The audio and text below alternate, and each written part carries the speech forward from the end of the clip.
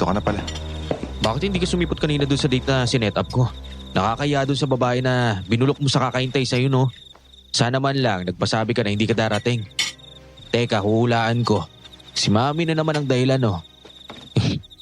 Ginamit na naman niya yung famous line niya na, CJ, anak, hindi ako makahinga. Mag-aalis sa tabi ni Mami. O syempre, ikaw naman nagpadala sa drama niya. Hindi ako mamas boy. Kung yan na naman yung tinutumbok ng salita mo. Mag-ingat ka sa mga sinasabi mo, Clark, ha? Nanay pa rin natin siya. Alam ko, hindi ako katulad mo na uto-uto. Kasalanan mo rin kung bakit ka nababansagang mamas boy. Look, ayoko ng gulo. Kilala mo yun. Alam mo yung kayang gawin ni Mami. At alam mo rin yung kondisyon ng puso niya, di ba? Bakit kasi paniwalang paniwala ka sa sakit niya? Hanggang kailan ka magpe-pretend na okay lang sa'yo na maging sunod-sunuran na lang sa kanya? Ha? Hanggang kailan ka magbubulag-bulaga na kinokontrol ka niya sa buhay mo? Ay, sana hindi pa talaga huli ang lahat na makita mo yung nakikita ko na may hindi talaga tama sa nanay natin. Anong gagawin mo kung nabuntis ka at pinakasalan ng isang lalaking mamas boy? Papayag ka ba na makapangasawa ka nga ng mayaman, mabait at mahal na mahal ka? Pero ang biyanan mo naman ay isa't kalahating pakialamera. Kaya mo bang tiisin ang ganong setup dahil mayaman naman? O ipaglalaban mo ba ang relasyon at buhay niyong mag-asawa? I-comment mo naman sa baba ang sagot mo at babasahin namin. Stay tuned din at makinig hanggang dulo para malaman kung ano ba talaga ang lihim na nakapaloob sa ating kwento. Dear Aswang Diaries and Madam Venus, alas 11 ng gabi araw ng Sabado nang simulan kong isulat ang kwento na ito. Itago niyo na lang ako sa pangalan na Miranda at ngayon ay 40 years old na ako. Ang ikukwento ko sa inyo ay hango sa tunay kong karanasan tungkol sa isang aswang na paulit-ulit na naglalagay sa buhay ko sa peligro. 27 years old pa lang ako ng mga panahon na yon.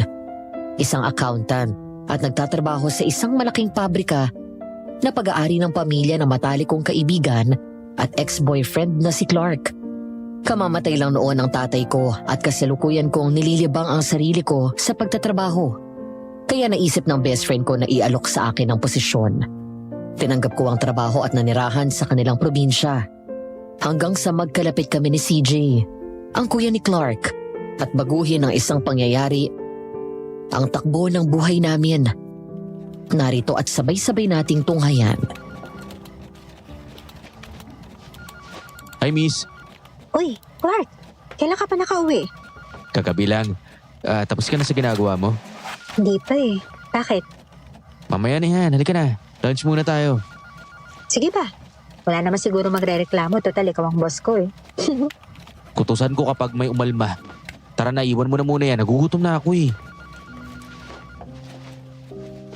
Mula sa opisina ay lumabas kaming dalawa ni Clark at dinala ako sa paborito niyang restaurant malapit sa office. Okay, nasabi ko sa unahan ng sulat ko na best friend at ex-boyfriend ko si Clark. Kwentuhan ko kayo ng konti. 19 years old ako noon nang isang gabi ay mapag-usapan namin ang first kiss. Curious lang dahil wala pa akong nagiging boyfriend kaya naman nagtanong ako sa kanya. Hanggang sa ang usapan ay nauwi sa totoong halik. Matapos yun ay nagkailangan kami at hindi na nag-usap ng ilang araw. Nang muli kaming mag-usap ay tinanong niya kung gusto ko ba daw subukan na i-level up ang relasyon namin. Pumayag ako at naging boyfriend siya. Makalipas ng 2 buwan, nagkaroon kami ng mutual decision na maghiwalay. Yun ay dahil na-realize namin pareho na mas better para sa amin na maging mag-best friend na lang. No hard feelings pagkatapos nun. Samantala, nasa restaurant na kami at kakaupo pa lang namin nang sunod na pumasok si CJ, ang panganay na kapatid ni Clark. Kilala ko siya, pero hindi kami close at bihira ring mag-usap. Aloof siya sa ibang tao at tahimik.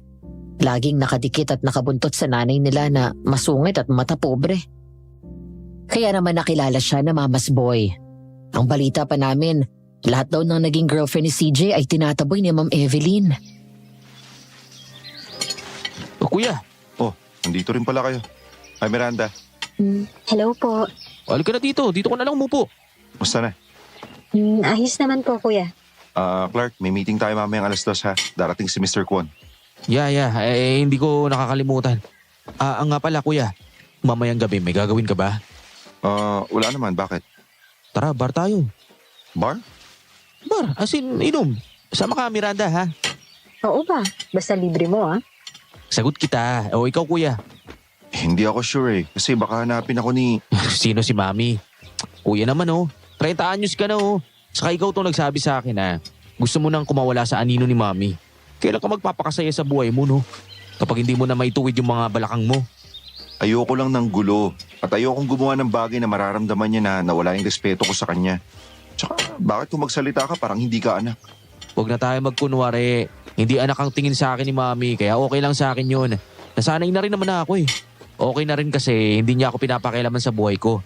Anyway, walang masama sa gagawin natin. Iinom lang naman tayo eh. Ako naman ang kasama mo eh. Tayong tatlo. For once naman bro, magpakasaya ka naman eh. Hindi yung puro iniisip na lang ni Mami. Have fun. Go out, get drunk, get laid. Puro ka kasi trabaho eh. Wala kang happy times kahit girlfriend nga wala eh. Kaya ang boring ng buhay mo eh. Paano magkaka-girlfriend? Lahat hindi boto si Mami. Nakikinig ka kasi masyado dun eh. Isang sabi niya lang, sunod ka kagad. Come on bro, man up. Alam mo, bad influence ka talaga. Igagaya mo pa si Kuya CJ sa'yo na pasaway. Kaya ka nasasabihan ng mami mo na black sheep eh. At least, hindi ako bold sa buhay ko. Ano, mamaya ha? Speaking of the devil. Hello, Ma. Opo. Papunta na po ako dyan. Mauna na ako Kailangan ako ni Mami. Psst, bro, mamaya ha? Oo na. Daan na mo ako sa office Yes! Kinabukasan, naalimpungatan ako matapos masilaw sa sinag ng araw na pumasok sa bintana ng hindi ko kilalang silid na yun. Napahawak ako sa noo ko at mariing pumikit ng agad maramdaman ng matinding sakit ng ulo. Dahan-dahan akong bumangon kahit medyo nahihilo pa ako. Hanggang sa matigilan ako nang bumagsak ang kumot sa hita ko at tumambad ang hubad na dibdib ko. Bigla akong nahimasmasan at sinilip ang ilalim ng kumot. Anong nangyari kagabi? Nasaan ako? Diyos ko po. Bakit ako nakahubad? Good morning. Kuya CJ, anong ginawa mo sa akin? Hindi mo naalala? By the way, nice view Bastos! Hindi ganyan yung inuungol mo kagabi Sabi mo pa nga, Bakit mo kasi tinitignan? nakatingin din sila sa akin. Mukhang niyayaya ako ulit Tumahimik ka nga dyan. Ano ba kasi nangyari? Bakit ako walang damit? Bigla akong tinakpan ang sarili ko ng kumot. Pagkatapos ay lumapit sa akin si CJ. Hindi naman ako natakot sa kanya pero nailang ako nang titigan niya ako ng husto. Para kasing niroromansa ako ng tingin ng lalaking ito. Hanggang sa matauhan ako kaya mabilis bumawi ng tingin. Doon ko lang kasi napagtanto na ang gwapo niya. Hindi naman sa pagkukumpara. Pero mas gwapo naman talaga siya kumpara kay Clark. May pagkamistiso, medyo makapalang kilay, matangos ang ilong, mapula ang mga labi. At maganda yung pares ng mga mata na parang palaging nangungusap. Ang katawan niya matipuno at matikas. Pero hindi gaya ng ibang lalaki na halos pumutok na yung mga ugat kaka-gym at malaki yung bicep. Kumpara naman sa akin, may itsura naman ako. Pero hindi ako mestisa. Pinay beauty sabi ng mga kaibigan ko. Hindi rin ako yung tipong balingkinita ng katawan. Sabi nila, voluptuous body daw ang meron ako. Bukod sa medyo matangkad din ako kumpara sa iba. Para sa akin ay ordinaryo lang ang itsura ko. Malayo sa mga nagkakagusto kay CJ na mga babaeng mestisa. Ano ba sa tingin mong nangyayari sa isang lalaki at babae kapag lasing na lasing? Totoo ba? May nangyari sa atin? Yes. Hindi mo ba naalala? Nasa bar pa lang daw, pero hindi na tayo makapagpigil. Kaya inuwi tayo dito ni Clark. Shit! Well, happy to be your first. Ano nang gagawin natin ngayon? Ang mabuti pa, magbihis ka muna at kumain tayo ng almusal. Kapag kalmado ka na, saka tayo mag-usap, okay? Nang iwan ako ni CJ sa kwarto ay muli kong binagsak ang katawan ko sa kama at pilit na inalala ang nangyari. Ang naalala ko 9:00 ng gabi. Pagkatapos namin kumain ng dinner sa isang restaurant, saka kami nagpunta ng bar. Ang huling beses na pumasok ako sa bar at nagpakalasing ng ganon nung nasa Maynila pa ako. Nasa isang probinsya sa gitnang Luzon ang negosyo ng pamilya ni Clark. Mula nang kunin niya akong accountant, ay doon na rin ako nanirahan. Tapos, ayun nga, dinala kami ng konsentidor kong best friend sa isang bar na matatagpuan sa town proper sa kabilang bayan. Bumalik ang isip ko sa nagdaang gabi at isa-isang inalala ang pangyayari. Dahil nasabik ako sa alak, hindi ko na malaya na parami na pala ako ng inom. Habang nakikipag-usap si Clark sa ibang babae, naiwan ako kay CJ at doon na nagsimula ang landian naming dalawa. Miranda, cheers! Cheers! Okay ka rin pala, no, kuya? Kala ko kasi dati suplado ka eh. Hindi ako suplado. Alam mo na, panganay. Sa akin iniwan ni Dad yung negosyo ng pamilya namin. Kaya hindi ako pwedeng pumalpak. Kaya ba wala kang girlfriend? Komplikado ang buhay ko. Kawawa lang yung babae, lalo sa ugali ni Mami. Ang sabihin mo, mahina lang loob ng mga babae niyan. Ang kailangan mo yung babaeng matibay ang sikmura, di ba? Yung matapang sa kapalatan. Ikaw? Matapang ka ba? Naman, kuya. Mukha ba CJ na lang? Huwag mo na akong tawagin kuya. Tingin mo, si Clark.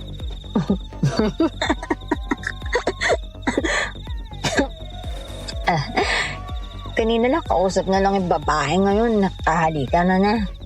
Gusto mo, tayo rin. Ikaw hinakaman mo ba ako? Ha? Game ka ba? At doon na nga nagsimula ang kalokohan namin ni CJ. Ako ang unang humalik sa kanya. Pagkatapos noon ay hindi na kami mapaglayo ni Clark. Naalala ko na rin na hanggang sa isakay kami nito sa backseat ng sasakyan, naghahalikan pa rin kami. Doon ko napatunayan ang lakas ng sexual attraction namin sa isa't isa. Nang gabing yun ay mas nakilala ko siya at napalagay ang loob ko kay CJ. Habang bumabiyahe pa uwi, ay narinig ko pa ang usapan ni Clark at Kuya June. Kaya, buko sa langit ang puta nitong dalawa. Bigla tuloy ako nainggit at nabis ang business ko. Hayaan mo sila. Ngayon ko lang nakita yung si kuya na ganyan malaya eh. Tapos hindi niya iniisip yung sasabihin ni Mami. Buti hindi tumatawa. Anong hindi? Tumatawag nga kanina eh. Pinatay ko lang yung phone ni kuya. Magagalaitin na naman sa galit yun. Magbe-best actress na naman yung si Ma'am. Hayaan mo siyang umikot ang puwet sa kakahintay. Nga pala kuya, huwag mo sasabihin yung nangyari ngayon ha. Kapag nagtanong si Mami kung nasa natulog si kuya, sabihin mo hindi mo alam. Paano kapag pumunta sa apartment mo? Hindi yan. Akong bahala kay Mami. Ngayon, doon tayo sa apartment ni kuya. Basta sir, sagot niyo ako ni Mama. Sigurado kasi magagalit yun. Kapag tinanong ako at sinabi ko na hindi ko alam kung saan pumunta si Sir CJ, nakakatakot pa na mapagalit yun. Di yan, akong bahala sa'yo. Uy, kayong dalawa, pigilan niyo yung sarili niyo ha. Huwag kayong gagawa ng milagro sa kotse ko. Wala pa tayo sa bahay mo, kuya. Doon nyo na ipagpatuloy yan. Ayun na nga, Madam Venus. Pagdating namin sa apartment ni CJ, ang kwento ni Clark, sa sala pa lang daw ay naguhubad na kaming dalawa hanggang sa makarating kami sa kwarto. Hindi ko alam kung anong klaseng alak ang nainom ko at ganun yung tama sa akin. Bumalik ang isip ko sa kasalukuyan. Hindi ako nagsisisi sa nangyari sa amin, pero hindi ko maiwasang mag-alala. Paano kung mabuntis ako? TJ anak, ay ikaw na ba yan? Yes, ma. Ay salamat at umuwi ka na rin. Saan ka ba galing at hindi kita makontak ha? Tawag ako ng tawag sa'yo. Buong gabi akong hindi makakatulog sa pag-aalala. Ma'am, si kuya, 30 anyos na yan. For God's sake, stop overreacting. Kahit anong edad ng kuya mo, natural lang na mag-alala ako dahil nanay ako. Wow, really? Pero kahit kailan, hindi ka nag-alala sa akin ng ganyan. You didn't even care about me. Anak, hindi naman sa ganon. Ang ibig ko sabihin, Never mind, hindi ako interesado sa paliwanag mo. Clark, please, tama na. Ma, kasama ko yung mga high school friends ko. Hindi ko sinasadya na nagkita-kita kami kahapon tapos nagkayayaan mag-inuman. Yung phone ko kasi naiwan ko sa kotse tapos nalobat. Doon na rin ako natulog sa bahay nila. uminom ka? Kailan ka pa natutong uminom ng alak, anak? Bakit hindi mo sinabi o pinasabi sa akin? Ikaw, Clark, ha? Baka ikaw ang nagtuturo ng mga kalokohan sa kuya mo. May sariling isip na si kuya. Hindi na siya 12 years old. Para kailangan mong impluensyahan, he's a grown man. Clark, I said that's enough.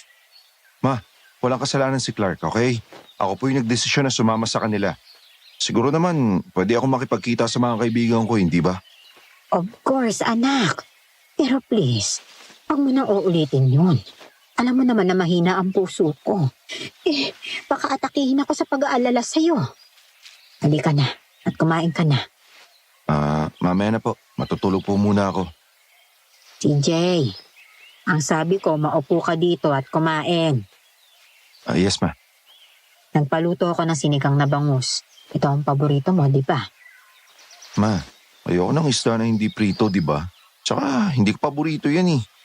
Anong hindi? Ito palagi ang nire-request mong ulam. Mami, hindi ako yun. Ikaw ang may gusto. Kapag sinabi ko na ito ang paborito mo, ito ang paborito mo, at ito ang kakainin mo. Yes, ma. Very good, my baby boy. Ay, napakaswerte ng mami sa'yo at masunurin ka. Masunurin. Baka ibig niyo sabihin, nauuto niyo. Anong sabi mo? Wala. Ang sabi ko si kuya ang the best. Mama's boy in the world. Anyway, kuya, bago ka matulog mamaya, basahin mo muna yung mga ginawa kong proposal kay Mr. Kwan. Okay, sige. Doon tayo sa kwarto ko mag-usap. Matapos kumain ni CJ, ang sabi ni Clark, kinuha niya ang laptop at sumunod sa kwarto ng kapatid. Pero sa halip na ipakita ang nasabing proposal, bigla siya hinedlock ni CJ at hinila sa loob ng walk-in closet nito. Doon lihim na nag-usap ang dalawa tungkol sa nangyari sa amin. Sa halip na mag-alala, natatawa at excited pa daw si Clark na humarap sa kapatid. Aray ko, kuya. Kamaingay, baka marinig tayo ni Mami. Sira ulo ka. Bakit hindi mo kami pinigilan ni Miranda? Pinigilan namin kayo ni Kuya Jun. Kayong dalawang ayaw magpapigil. Nakakaya kay Miranda, tol. Huwag mong sabihin nagsisisi ka. What? Of course not. Nakakaya lang kasi best friend mo siya, tapos kuya yung tingin niya sa akin. Sino may kasalanan? Kayo rin naman. Anong balak mo? Hindi ko nga alam eh. Ang inaalala ko, paano kapag nabuntis siya? Di po. Buhay kang bata ka. Makakawala ka na sa anino ni Mami. Hindi naman yun ang iniisip ko eh. Ay nako kuya, kilala kita. Alam ko na hindi ka lang nagsasalita pero nakikita ko sa kilos mo. Nasasakal ka na, no? Oo, nasasakal ka na sa pangbibibi na ginagawa ni Mami sa'yo. Mula nang mawala si Dad, kailangan ni Mami ng masasandalan. Kanino pa ba siya lalapit kundi sa akin na panganay, di ba? Pero sobra na si Mami. Wala ka ng sariling buhay at desisyon. Lahat ng ginagawa mo ayon sa gusto niya. Gusto niya, palagi siyang nasusunod. Ikaw naman, sige, oo ka lang na oo. Kailan ka ba magdidesisyon para sa sarili mo? Ewan, bahala na. Ang importante ngayon si Miranda. Ayokong isipin niya na pagkatapos ng nangyari sa amin, pababayaan ko siya. Di lumabas-labas kayo. Total naman, araw-araw kayo magkasama sa trabaho, kuya. Kuya, kilala mo siya. Mabait na tao si Miranda. Malaban nga lang, kapag nabuntis mo siya at magdesisyon ka na panagutan ng bata, sigurado malaking gulo yan dahil alam mo naman yan eh. Noon pa man, mabigat ang dugo ni Mami sa kanya. At ako nang nagsasabi sa'yo, hindi magpapaapi yun. Bahala na. Ikaw kasi. Ba't ako? Kayo dalawa tong sabik eh. Sira ulo. And besides, hindi mo ba nararamdaman? Ang lakas ng connection yun ni Miranda. Bagay kayo, kuya. Hindi kayo masyadong nag-uusap, di ba? Nung magkaroon kayo ng chance, napansin mo, nag-click kagad yung personality ninyo. Why don't you just pursue her? Miranda is a great woman. Besides, best friend ko naman siya eh. Alam kong hindi ako mapapaya sa'yo. Alam ko naman yun. Disente siyang babae. Ang importante ngayon, hindi niya maramdaman na pagkatapos may mangyari sa amin, iiwasan ko siya, no? So, may plano kang ituloy ang communication ninyo? Oo. Basta alagaan mo yun. Matapos ang nangyari sa amin ni CJ, ang buong akala ko ay iiwasan na niya ako. Ngunit kabaliktaran ang ginawa niya. Nagpatuloy siya ng pakikipag-usap sa akin. Sadyang nilapit ang loob na parang mas kinikilala niya ako sa mas malalim na pamamaraan. Madalas sabay kaming kumain ng lunch o kaya sinasabay niya ako pa uwi at hinahatid sa bahay. Makalipas ang isang buwan, nagsimula akong kabahan nang hindi dumating ang buwan ng dalaw ko sa eksaktong araw na inaasahan ko. Nagpalipas pa ako ng isang linggo pero hindi na ako dinatnan. Doon ko na kinausap si CJ at sinabi ang bumabag-habag sa akin. Kaya agad siyang bumili ng 5 pregnancy test saka kami umuwi sa apartment ko. Habang naroon ako sa banyo, parang sasabog yung puso ko sa kaba. Anong resulta? Uy, magsalita ka naman. Lalo akong kinakabahan eh.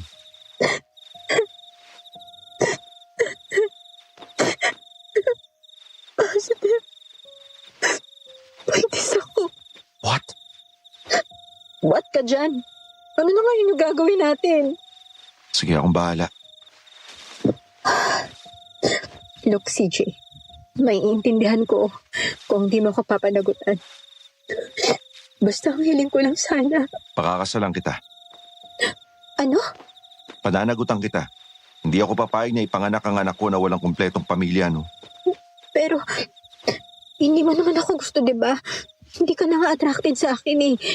Saka paano kung hindi mag-workout yung relasyon natin? Saka na natin problemahin yung hindi pa problema, okay? Sa ngayon, mas mag-concentrate tayo sa baby natin at sa'yo. Pero paano si Ma'am Evelyn? Alam mo naman mabigat yung dugo sa akin ng nanay mo, di ba? Iyan nga lang yung kaibigan ako ni Clark. Kung taasan na ako ng kilay at tingnan mula ulo hanggang paa. Akala mo sinusukat na yung buong pagkatao ko eh. Tapos malalaman pa niya na magiging manuwang niya ako sa paborito niyang anak. CJ, siguradong tututol yun. Hindi muna natin sasabihin sa kanya na magpapakasal tayo. Ha? Teka, paano? Magpapakasal tayo ng lihim? Oo, iharap kita sa kanya na kasal na tayo. Para wala siyang magawa kahit tumutol siya. Kilala ko si Mami. Kapag hinarap kita na hindi tayo kasal, hahanap ng paraan yun para ilayo ka sa akin, no? Trouble yan eh. Kaya mo ba salungatin yung mami mo? Ano ka ba? Once and for all, kailangan ko nang matuto na magdesisyon para sa sarili ko. Pumili ng bagay na gusto ko na makakapagpasaya sa akin. Sisimulan ko rito. Sa inyo na magiging baby natin. I'll take responsibility for you, Miranda, okay? Hindi kita pababayaan. Thank you, CJ ha. Pero una natin sabihan si Clark, okay? Sigurado tutulong yun sa plano natin. Okay. Napangiti ako nung lumapit sa CJ at niyakap ako ng mahigpit. Sa unang pagkakataon, matapos ang makalipas ng mahabang panahon, naramdaman ko na hindi ako nag-iisa. Ngayon may karamay na ako sa problema. I felt safe in his arms. Ang pag-aalala ko kanina napalitan ng excitement. Hindi na ako lugi kay CJ. Mamasuboy man siyang maituturing pero nakita ko kung paano niya ako alagaan at irespeto bilang babae. Tsaka, sinong may sabi na hindi ako attracted sa'yo at hindi kita gusto? Hayaan ko ba na may mangyari sa atin kung hindi? Sa ngayon, doon na muna tayo. Malay mo, mas lumalim mo yung mga nararamdaman natin. Okay. May tuwala naman ako sa iyo eh. Okay, sige. Nagpa-schedule ka ng check-up sa OB-GYN para sasamahan kita, ha? Tapos kung may gusto kang kainin, sabihin mo lang din, ha? Nilihim namin ang kalagayan ko.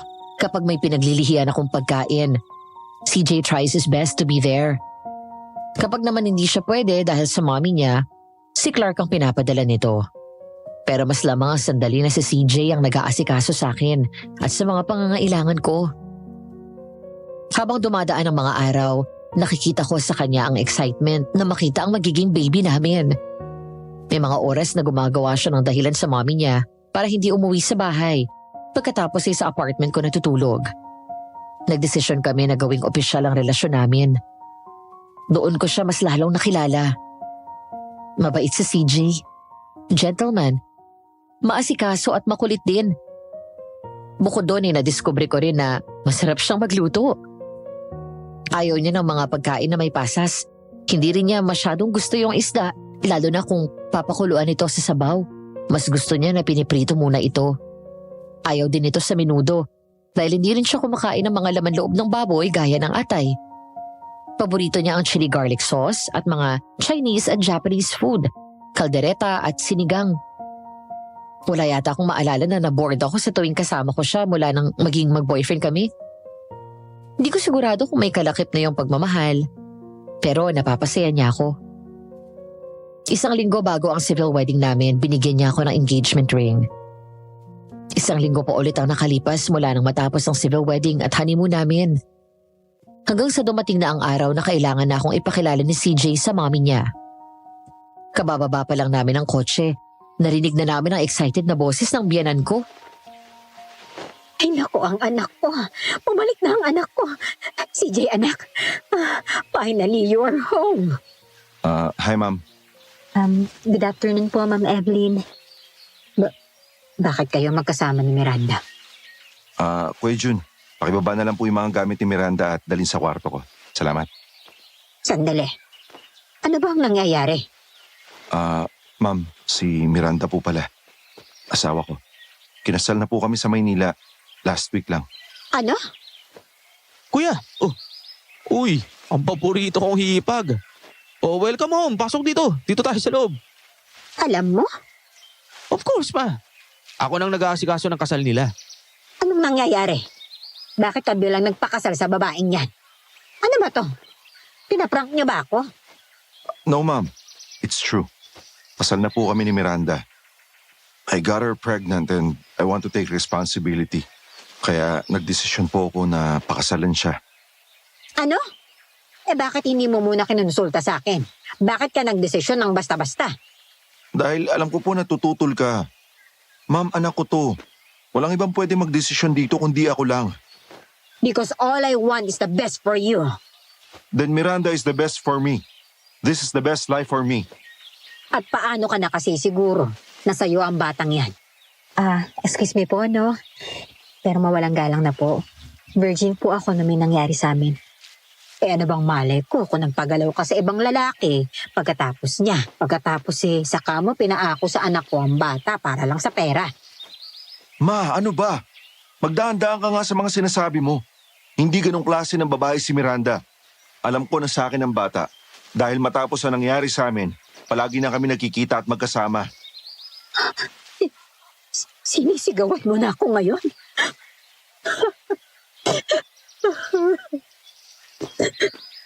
Ma'am, I'm so sorry. Ikaw naman kasi, hindi po maganda na magsalita kayo ng ganun sa asawa at anak ko. Patawaran niyo po ako kung nagpakasal ako nang hindi sinasabi sa inyo. Ayoko lang po na makialam kayo this time. Gusto ko ito para sa sarili ko. Kaya ma'am, please, ibigay niyo na sa akin to. Inday! Inday ang gamot ko! Nahihirapan akong huminga. Mami, ma, Inday, bilis! Ang gamot! Ito na naman ang drama, Queen. Inday! Kuya, ako na dyan kay mami. Unahin mo na yung asawa mo. Anak, sandali. Dito ka lang kay mami. Hayaan mo na si Kuya CJ. May asawa na yan, si Miranda. Yun yung priority niyan. Nandito naman ako eh. Ako na bahala sa inyo, ha? Thanks, Clark. Miranda, halika na sa loob. Sige po, pagaling po kayo. CJ, anak! Anak! Mami, ito na yung mga gamot mo. 12:00 pasado na ng hating gabi. Tulog na si CJ, pero ako gising pa at nakakaramdam ng gutom. Ayoko na sana siyang abalahin pero hindi ko kayang tiis yung gutom ko. Dahil doon bumaling ako paharap sa kanya sa kabahagyang niyugyog ang kanyang katawan. CJ. Uy, CJ.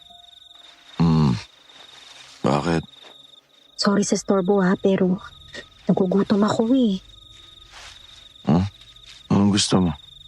May nakita kong mango cheesecake dun sa ref kanina. Sige, kukuha kita.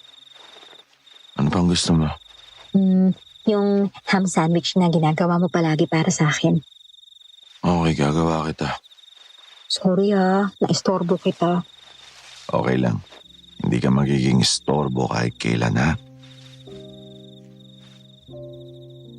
Napangiti ako nang bumangon si CJ at hinalikan pa ako sa labi.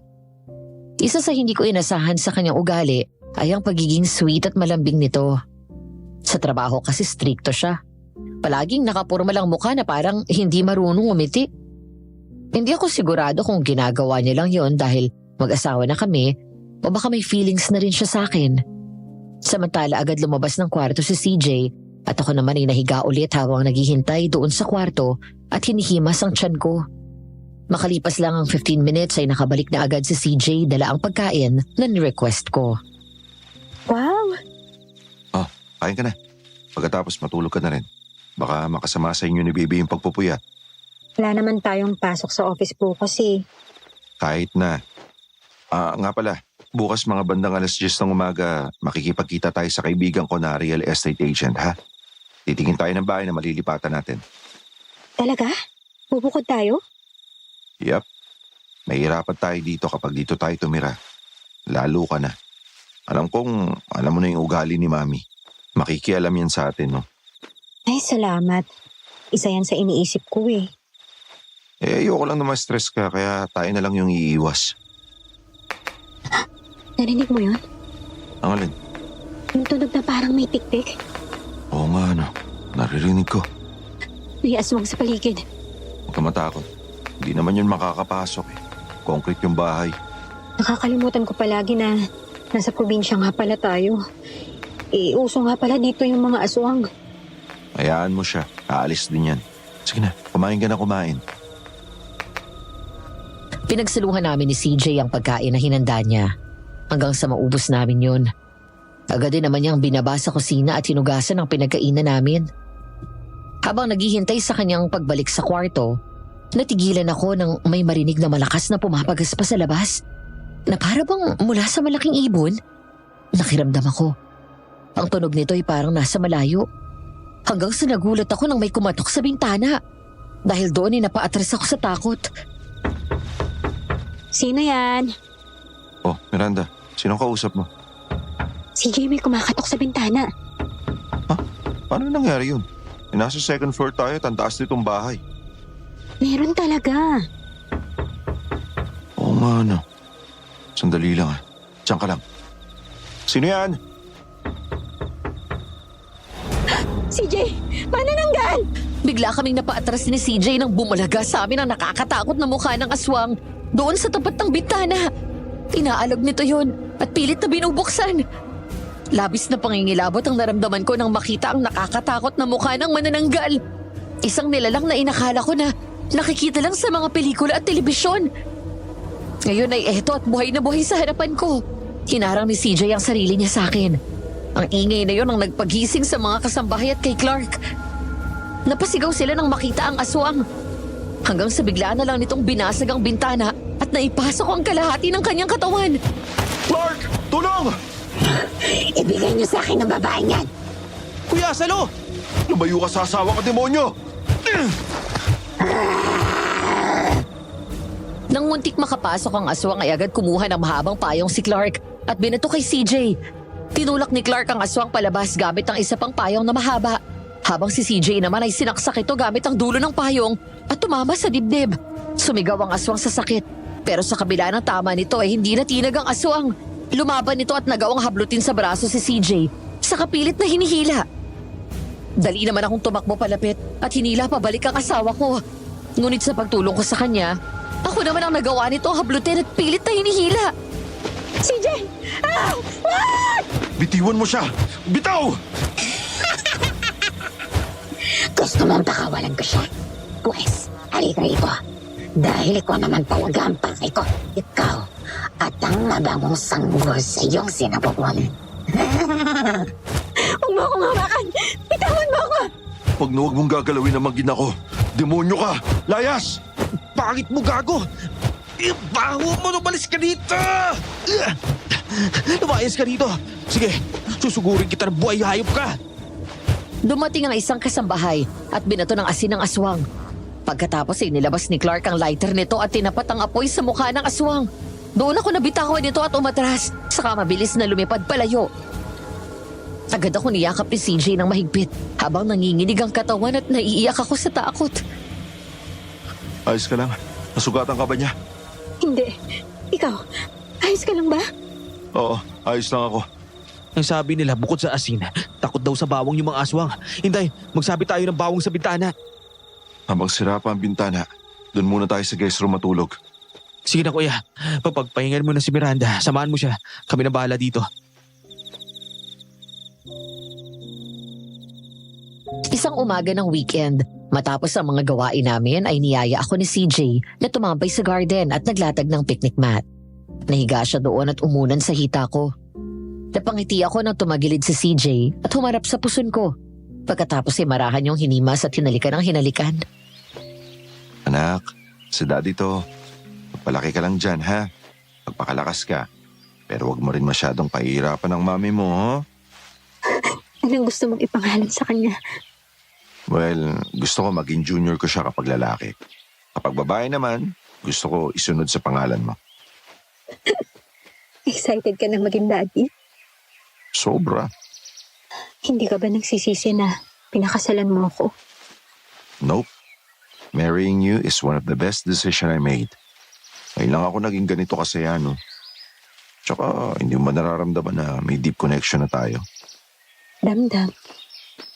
Ay, nga pala, may dala akong libro. Gusto mo basahan kita? Sige.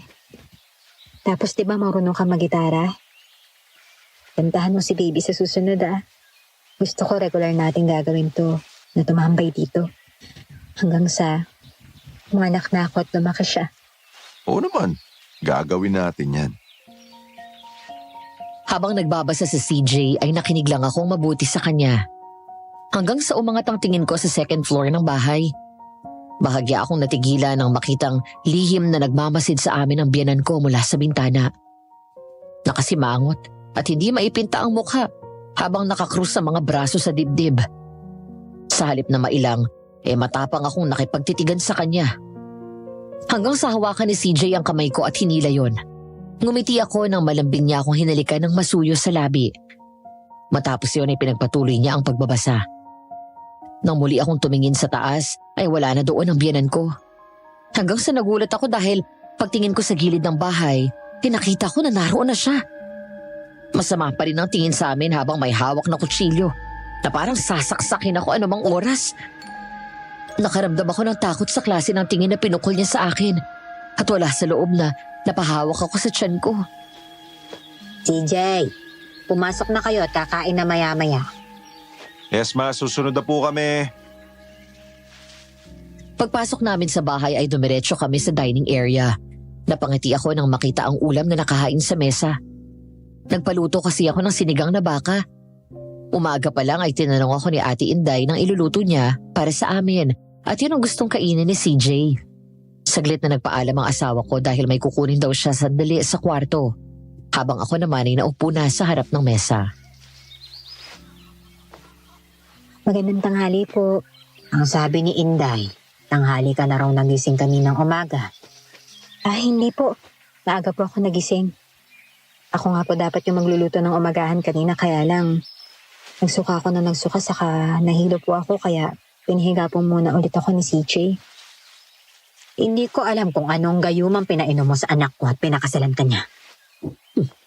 Baka rin no? Una, si Clark. Ngayon naman si CJ. Ay, hindi pa ho ba nakwento sa inyo ni Clark? Kaya po kami nagkalapit ni CJ ay dahil kay Clark. Kilala ko ang gaya mo, Miranda. Alam kong pera lamang ang habol mo sa anak ko. Ay, totoo naman ho yun dahil kung walang pera, paano ko manganganak? Paano ko palalakihin yung anak namin ni CJ? Paano siya kakain? Mag-aaral? Kaya ho, totoo po, pera talaga ang habol ko kay CJ. Ang kapal ng mukha mo! Para sa anak ko? Opo, kinapalan ko po talaga yung mukha ko. Gagawin ko ang lahat para sa ikabubuti na anak ko. Nanay ka rin, di ba? So dapat alam mo yung pinanggagalingan ko. At FYI, si CJ ang may kagustuhan na panagutan ako at magpakasal kami. Hindi ko siniksik ang sarili ko sa kanya. Matapang ka, ha? Hindi ka na nahiya. Ngayon pa lang nilalabas mo na ang totoong ugali mo. Wala kang modo. Ay, hindi po. At least, nagpapakatotoo ako. Marunong po akong gumalang. Alam ko po kung kailan ko dapat itikom yung bibig ko at kung kailan ako lalaban. Hindi lang po ako yung inaakala nyo na iiyak lang sa isang tabi at magmumukmok. May respeto po ako sa inyo, Ma'am Evelyn.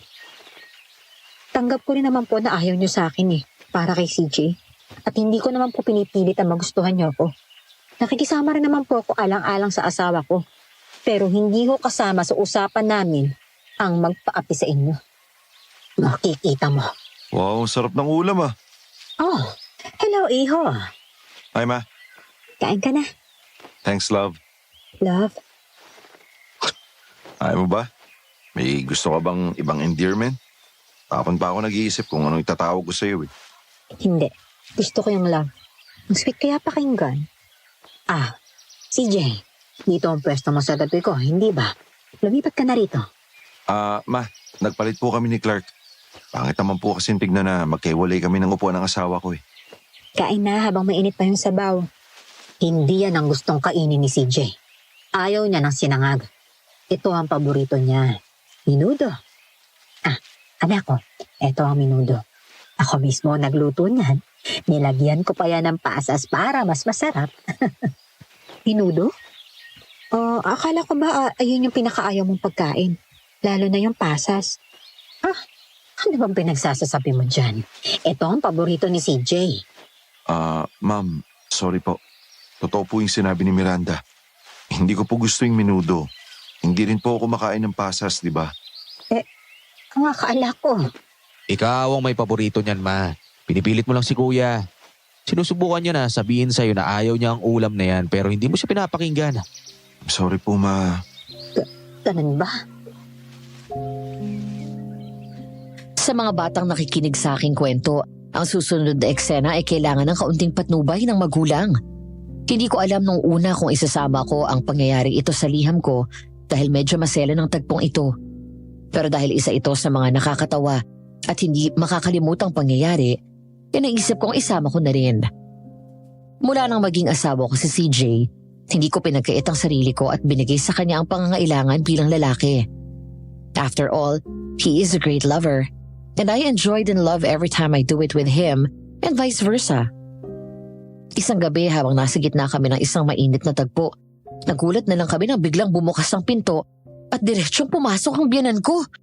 Napasigaw kaming tatlo at biglang umalis si CJ sa ibabaw ko at nagmamadali kaming nagtakip ng kumot.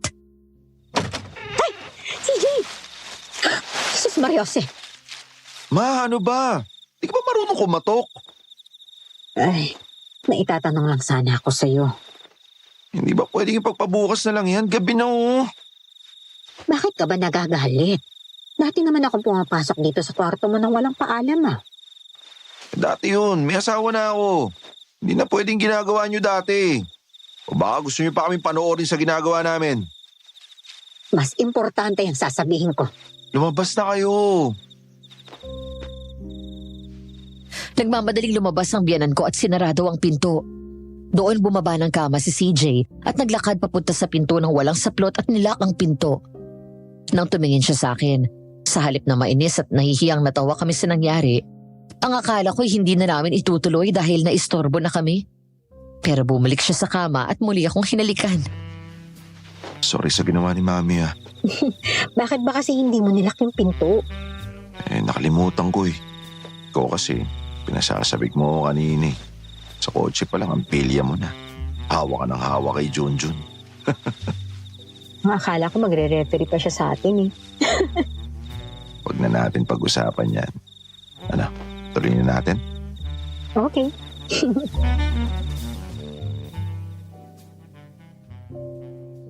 Hapon, dahil medyo naboboard na ako sa kwarto niyaya ko si CJ na lumabas para maglakad-lakad sa kakahuyan na nasa likod ng kanilang bahay. 4:00 na yon ng hapon kaya hindi na rin ganon kainit ang araw. Palabas na sana kami ng bakuran na bigla naming marinig ang boses ng biyanan ko. CJ! CJ! O ma, bakit po? Pumunta ka nga dito sa taas at may ipapagawa ako. Love, sandali lang ha. Okay. Agad umakyat ang asawa ko sa kwarto ni Evelyn. Naabutan niya itong nakaupo sa kama. Nakasandal sa headboard habang nakaunat ang mga paa. Lumapit daw siya at naupo sa gilid ng kama at ngumiti si CJ nang ngumiti rin ang mami niya. Anak, masahihin mo naman ang binti ko. Pero malalabas po kami ni Miranda. Sige na anak. Iuunahin mo pa ba yung babaeng yan kaysa sa akin na mami mo? Ay, sige na nga. Pero sandali lang ha. Maghihintay yung asawa ko eh. Nasaan po ba yung oil? Ito po ba? Ay, hindi yan anak. Wag yan. Wag yan ha. Yung baby oil na nasa cabinet. Napansin daw ni CJ na parang nagpanik ang mami niya. Tumayo siya at kinuha ang baby oil. Nang bumalik sa gilid ng kama ay wala na doon ang bote ng langis na may laman ng kung ano-anong mga ugat at sanga ng kahoy.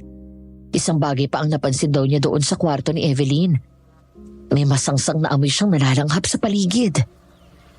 Mami, pinapalinis mo ba tong kwarto mo? Sangsang ng amoy, tsaka bakit saradong-sarado yung mga kortina mo?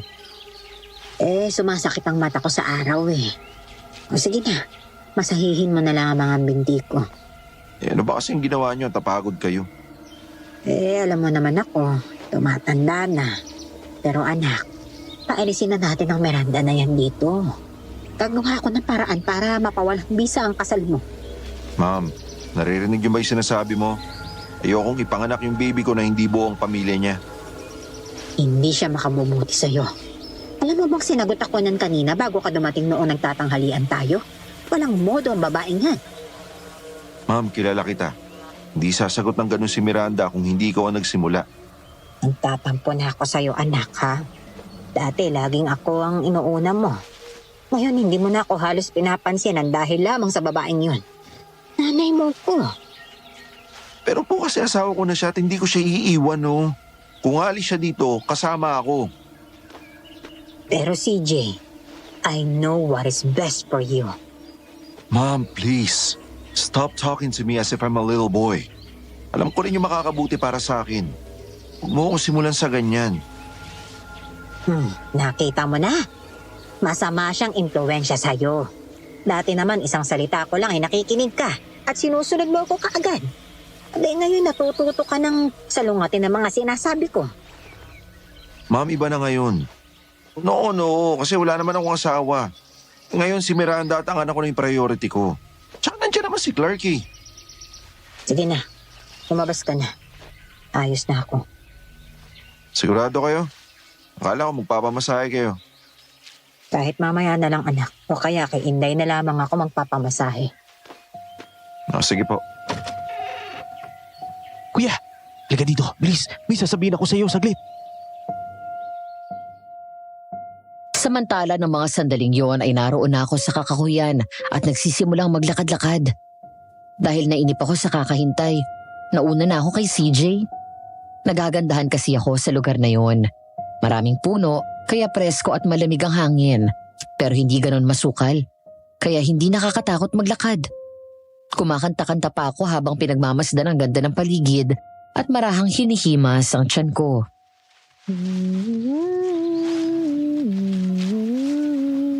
Anak, ano nga kaya ang gusto mong ipangalan namin sa'yo, no? Kapag babaeng, maganda siguro na... Tulungan niyo ako. Sino yan? Tulong. Nay? Nasaan na po kayo? Nandito ako, iha. Tulungan mo ako. Nandiyan na po ako, Nay. Hinahanap ko ang pinanggalingan ng boses ng matandang babae. Naglakad ako sa paligid. Naghanap sa likod ng mga matataas na halaman. Hanggang sa wakas ay nakita ko ang matanda. Nakahandusay sa lupa habang marumi at nagdudugo ang ulo at nakasandal sa likod ng isang malaking puno sa tagong bahagi ng kakahuyan. Agad akong nakaramdam ng awa at pag-aalala sa nakita kong kalagayan niya. Naku, ano pong nangyari sa inyo? Naglalakad ako nang may bumato sa akin. Hindi ko naman nakita kung sino. Pauwi na ako nang bigla akong matumba at nahilo. Ganun po ba? Naku, halika po at tumayo kayo. Kaya niyo po ba? Oo, salamat Ineng. Wala pong anuman. Tinulungan kong tumayo ang matanda hanggang sa magtaka ako na sa halip na humawak sa kamay ko ay bigla niyang pinulupot ang braso sa leeg ko. Nang sinubukan kong ilayo ang sarili ko, mahigpit ang kapit niya sa ulo ko. Doon na ako biglang kinabahan nang maging mas mahigpit ang yakap sa akin ng matanda. Ilang sandali pa ay nagulantang ako sa aking narinig. Nay, bitaw na po kayo.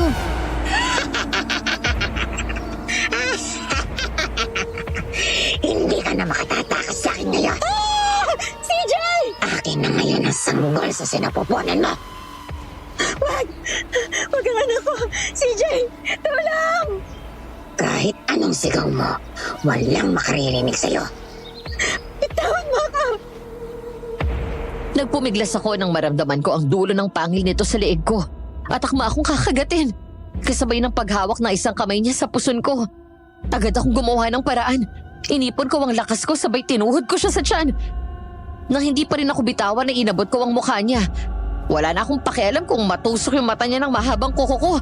Basta hinila ko siya sa ulo palayo sa akin. Saka ako nagdasal sa tapat mismo ng tenga niya. Sa pangalan ni Jesus, lumayo ka sa akin, demonyo ka! Hayop ka! Papatayin kita! Sige, subukan mong lumapit ulit sa akin. Agad ko siyang sabay na tinulak at sinipa palayo sa akin. Kinapa ko ang leeg ko na muntik agatin ito at nakahinga ako ng maluwag nang walang bahid ng dugo ang palad ko. Pagkatapos humawak ako agad sa tiyan ko. Nang tingnan ko ang aswang, agad ko tong nakilala. Ang manananggal na sumugod sa amin noong nakaraang gabi. Hindi ako makapaniwala na may aswang na kayang lumabas kahit maliwanag pa. Sadyang nakakatakot ang mukha ng matanda na para itong nakakatakot na mangkukulam. Bilog at malalaki ang nalilisik niyang mga mata. Parang tuka ng loro ang ilong at nang ngumisi, may pangil at nangingitim ang kanyang mga ngipin. Ngunit ang kuko nito ay mahaba at matulis. Dinampot ko ang nakita kong putol na kahoy mula sa puno at yun ang ginawa kong armas. Sa tingin mo ba, tatalab sa akin yan? Nagsasayang ka lang ng lakas dahil sa uli ay mamamatay ka pa rin. Hindi ako natatakot sa'yo at hindi mo makukuha ang anak ko. Talaga? Sige, tingnan natin. Bitawan mo ako! Papatayin kita! Paatras akong tumakbo nang biglang sumugod sa akin ang aswang. Nagulat ako nang tumalo nito papunta sa akin, kaya bumagsak kami sa lupa. Tinulak ko agad ang mukha niya palayo sa akin nang muli nitong tangkain na kagatin ako. Hanggang sa sinakal niya ako at nagpambuno kami. Inipon ko ang lakas ko at sinuntok ang aswang ng sunod-sunod, sabay saksak ng hawak kong kahoy sa dibdib niya. Mauna ka! Pinagalit mo talaga ako. Miranda! Miranda, nasan ka? Miranda! CJ! Tulong! Miranda! Bitawan mo ako! Bumalik ka rito! Agad akong kumaripas ng takbo palayo. Nang makalabas ako sa likod ng masukal na halamanan, ay doon ako nakita ng magkapatid. Mabilis akong sinalubong ni CJ na puno ng bakas ang matinding pag-aalala. Takot na takot akong yumakap na mahigpit sa kanya. Hanggang sa lumingon kami, nang kasunod kong dumating ang aswang. Tila natakot ito at agad na umatras at tumakbo papasok sa masukal na kagubatan. Ayos ka lang. Muntik na akong makagat. Bakit ba bigla ka nawala? Sabi ko sa'yo hintayin mo ako, di ba? Sorry, nainip kasi ako sa paghihintay kaya sabi ko maglalakad-lakad lang ako eh. Diyan lang naman ako sa may bungad eh. Hindi naman ako lumayo. Pero narinig ko kasi yung boses ng matanda na humihingi ng tulong. Eh ayun, naawa ako. Eh mali ko bang aswang yun? Eh ang liwa-liwanag pa oh. Sorry, love. Si mami kasi, hindi ko matanggihan. Mabuti pa kuya, pumasok muna kayo sa loob ng bahay. Dahil sa mga nangyari ay tinuruan kami ni Kuya Joe ng mga pangontra na maaring gamitin sakaling salakayin ulit kami ng aswang. Binigyan niya kami ng mga armas gaya ng bolo at buntot pagi. Pinasuot niya rin sa akin ang isang kwintas na medalyon na magsisilbi raw na proteksyon ko. Samantala isang umaga, habang naliligo ako para maghanda sa pagpasok sa opisina, eksaktong katatapos ko lang maligo at kalalabas lang ng shower nang marinig ko na tinatawag ako ni CJ. Agad kong binalot sa tuwalya ang buhok ko at nagsuot ng bathrobe bago lumabas ng banyo. Nadatnan ko siya na nakatingin sa mga damit na naroon sa kama. Oh, love. Kala ko yung isusuot ko yung itim na suit at powder blue na long sleeve. Bakit dark gray itong nandito?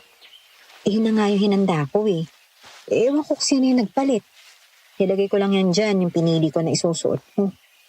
Wala namang pumapasok na iba dito. Ako ang nagpalit niyan. Iyan ang isusuot ni CJ. Galing yan sa laundry. At katatapos ang labhan at planchahin ni Inday. Naman eh. O bakit? Gusto ko lang naman na maging gwapo ka sa meeting mo. Ma, please. Next time, hayaan nyo na po si Miranda ang gumawa nito, ha? Oo nga po. Asawa na po kasi ako. Responsibilidad ko na po to. Asawa ka lang. Nanay ako. Ay, may competition? Love, tama na. Hayaan mo na si Mami. Damit lang yan. See? Sige na. Ito na yung susuot ko. Pero ma'am, ito na yung huling beses na makikialam ka sa damit ko, ha? Let my wife do this for me. See? Magbibihis po muna ako sa loob, ha? Masama ang loob ko na pumasok sa walk-in closet at nagsimulang magbihis. Mula doon narinig kong nagtalo ang mag-ina pero hindi ko yan pinansin. Naiinis ako sa pakikialam ng biyanan ko sa mga bagay na dapat ako na yung gumagawa. Maaring simpleng bagay lang yon. Pero ayoko ng pakiramdam na pinamumukha niya sa akin na kahit na mag-asawa na kami, wala pa rin akong papel sa buhay ni CJ. Nakita mo na kung gaano kamaldita yung babaeng yan? Kayo rin naman kasi yung may kasalanan eh. Bakit ba kasi nakikialam? Matagal ko nang ginagawa ito. Bakit ngayon hindi na pwede? Ilang beses ko bang kailangang ulitin na may asawa na ako? May mga bagay na dapat hinahayaan nyo na sa amin. Na-appreciate ko yung pagtulong nyo pero please lang, hayaan nyo na kami. Masyado ka nang nabe-brainwash ng babaeng yan. Ma'am, please, lumabas na kayo. Kailangan na namin mag-BS, may pasok pa kami. Pinormalan ko si CJ nang pumasok ito sa walk-in closet habang nagbibihis ako at dala ang suit na pinilit ng nanay niya. Hindi ako kumibo at umiwas ako ng tingin. Nang lumapit siya sa akin ay sadya ko siyang tinalikuran. Malambing na yumakap sa bewang ko si CJ. Pagkatapos ay hinalikan ako sa sentido. Pagpasensya mo na si Mami, ha. Nasanay lang kasi siya na siya lang yung umaasikaso sa akin eh. Pinagladi natin siya sa pagdating mo dito kaya nahihirapan siyang tanggapin ka. Hindi ako nakikipagkompetensya sa nanay mo. Kung ako lang, ayokong batulan yung tantrums niya eh. Pero, OA na kasi sa pagiging pakialamera niya. Palagpasin mo na. Ay hindi. Mamimihasa yan ang pakikialam sa atin kapag pinalagpas mo ng pinalagpas. Oh, sorry na, huwag ka na magalit. Ayoko mag-breakfast dito. Ayoko makita yung nanay mo habang kumakain ako. Baka hindi kami matunawan ng anak mo. Sige, doon na lang tayo kumain sa paborito natin breakfast place. Pwede bang doon tayo matulog mamaya sa apartment mo?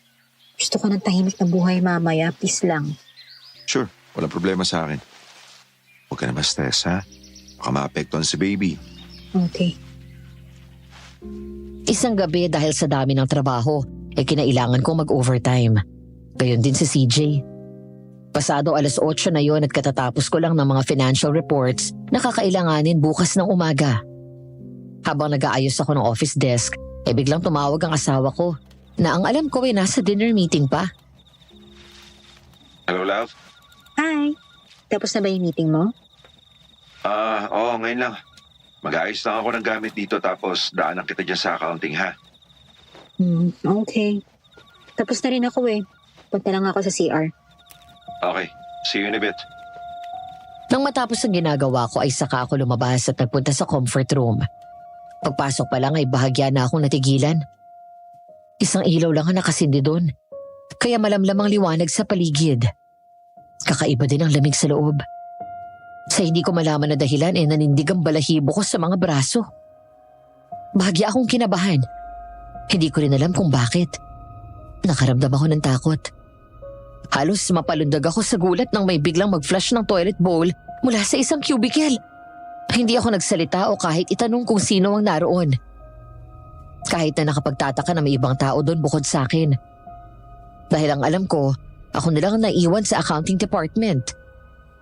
Hindi na ako kumibo pa at pumasok sa isang bakanting cubicle. Nang matapos ang gagawin ko ay lumabas na rin agad ako. Napalingon ulit ako nang may mag-flush na naman. Nang buksan ko ang gripo sa lababo at habang naguhugas ng kamay, ay nakiramdam ako. Hanggang isang pamilyar na mahinang tawa ang aking narinig.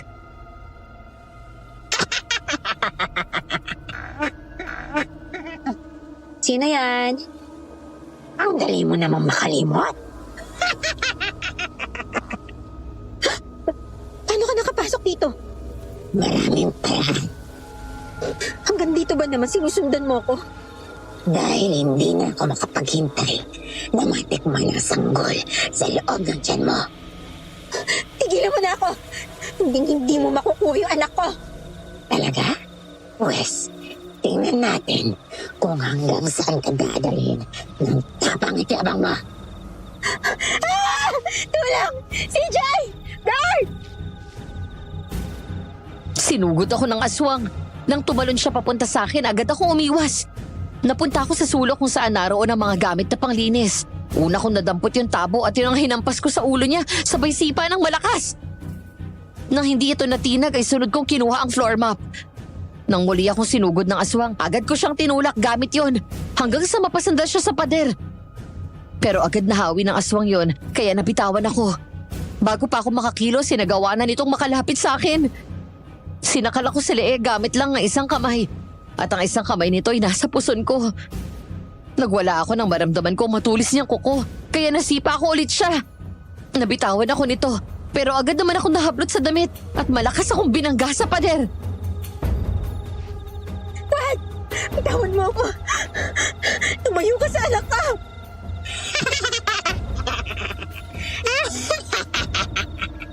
Kailangan mamatay ng batang to. Tingnan natin kung magiging masaya pa yung asawa mo. Lalo na kapag kasama ka sa pinatay ko. Si CJ? Anong ibig mo sabihin? Anong kasalanan niya sa'yo? Hindi siya, kung hindi ang pamilya niya. At silang magkapatid ang kailangang magbayad. Kaya pati kami ng anak ko dinadamay mo? Natural, dahil asawa ka, kaya kasama ka nilang babagsak. Bigla akong nabitawan nito at mabilis na umatras. Nang makita ko ang kamay ng aswang, parang nalapnos yun. Napahawak ako sa leeg ko at doon ko lang naalala ang kwintas na may medalyon na pendant. Palagi kong suot mula ng binigi ni Kuya Jun. Nakita ko ang takot sa mukha ng aswang at galit dahil sa sugat nito. Hanggang sa biglang may kumatok sa pinto ng banyo. Miranda, nandiyan ka ba? CJ! Tulungan mo ako! Nandito yung aswang! Hoy! Demonyo ka! Hindi ka talaga titigil hanggat hindi ka napapatay, no? Agad dinampot ni CJ ang walis tingting na naroon sa lagayan ng cleaning materials. Pagkatapos ay sumugod siya sa aswang at hinampas ito ng hinampas gamit yon.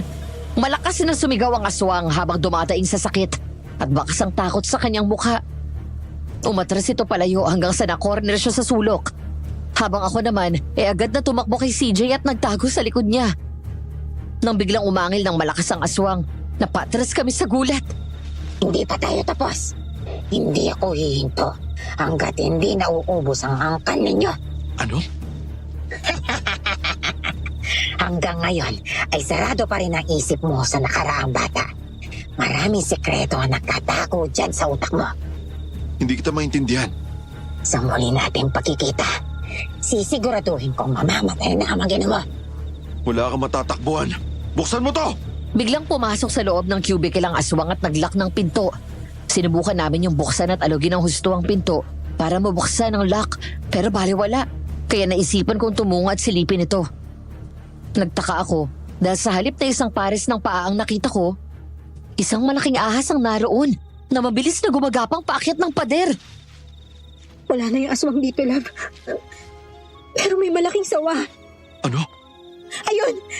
Mabilis na gumapang palabas ang bintana. Tama si Kuya Jun. Kaya nila magpalit ng anyo. Mukhang takot siya sa walis tingting.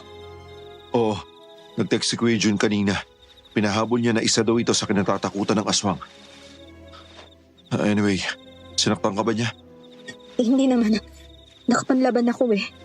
Salamat sa Diyos at ginamit niya tong kwintas na bigay ni Kuya Jun. Parang napaso siya dito kaya lumayo siya sa akin. Mabuti naman kung ganun. Liga, umalis na rin tayo.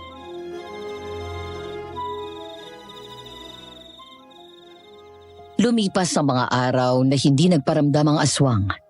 Kahit paano ay nakakapagpahinga ako ng maayos sa gabi.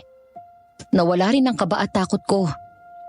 Ngunit ang problema namin ni CJ sa mami niya palala ng palala. Hindi lang mga gamit ni CJ ang pinapakialaman niya, kundi pati mga lakad namin. Kung kailan naalis kami, saka tatawagan ng asawa ko at may ipapagawa na kung ano-ano. Kaya madalas kung hindi late, nakakancel yung plano namin.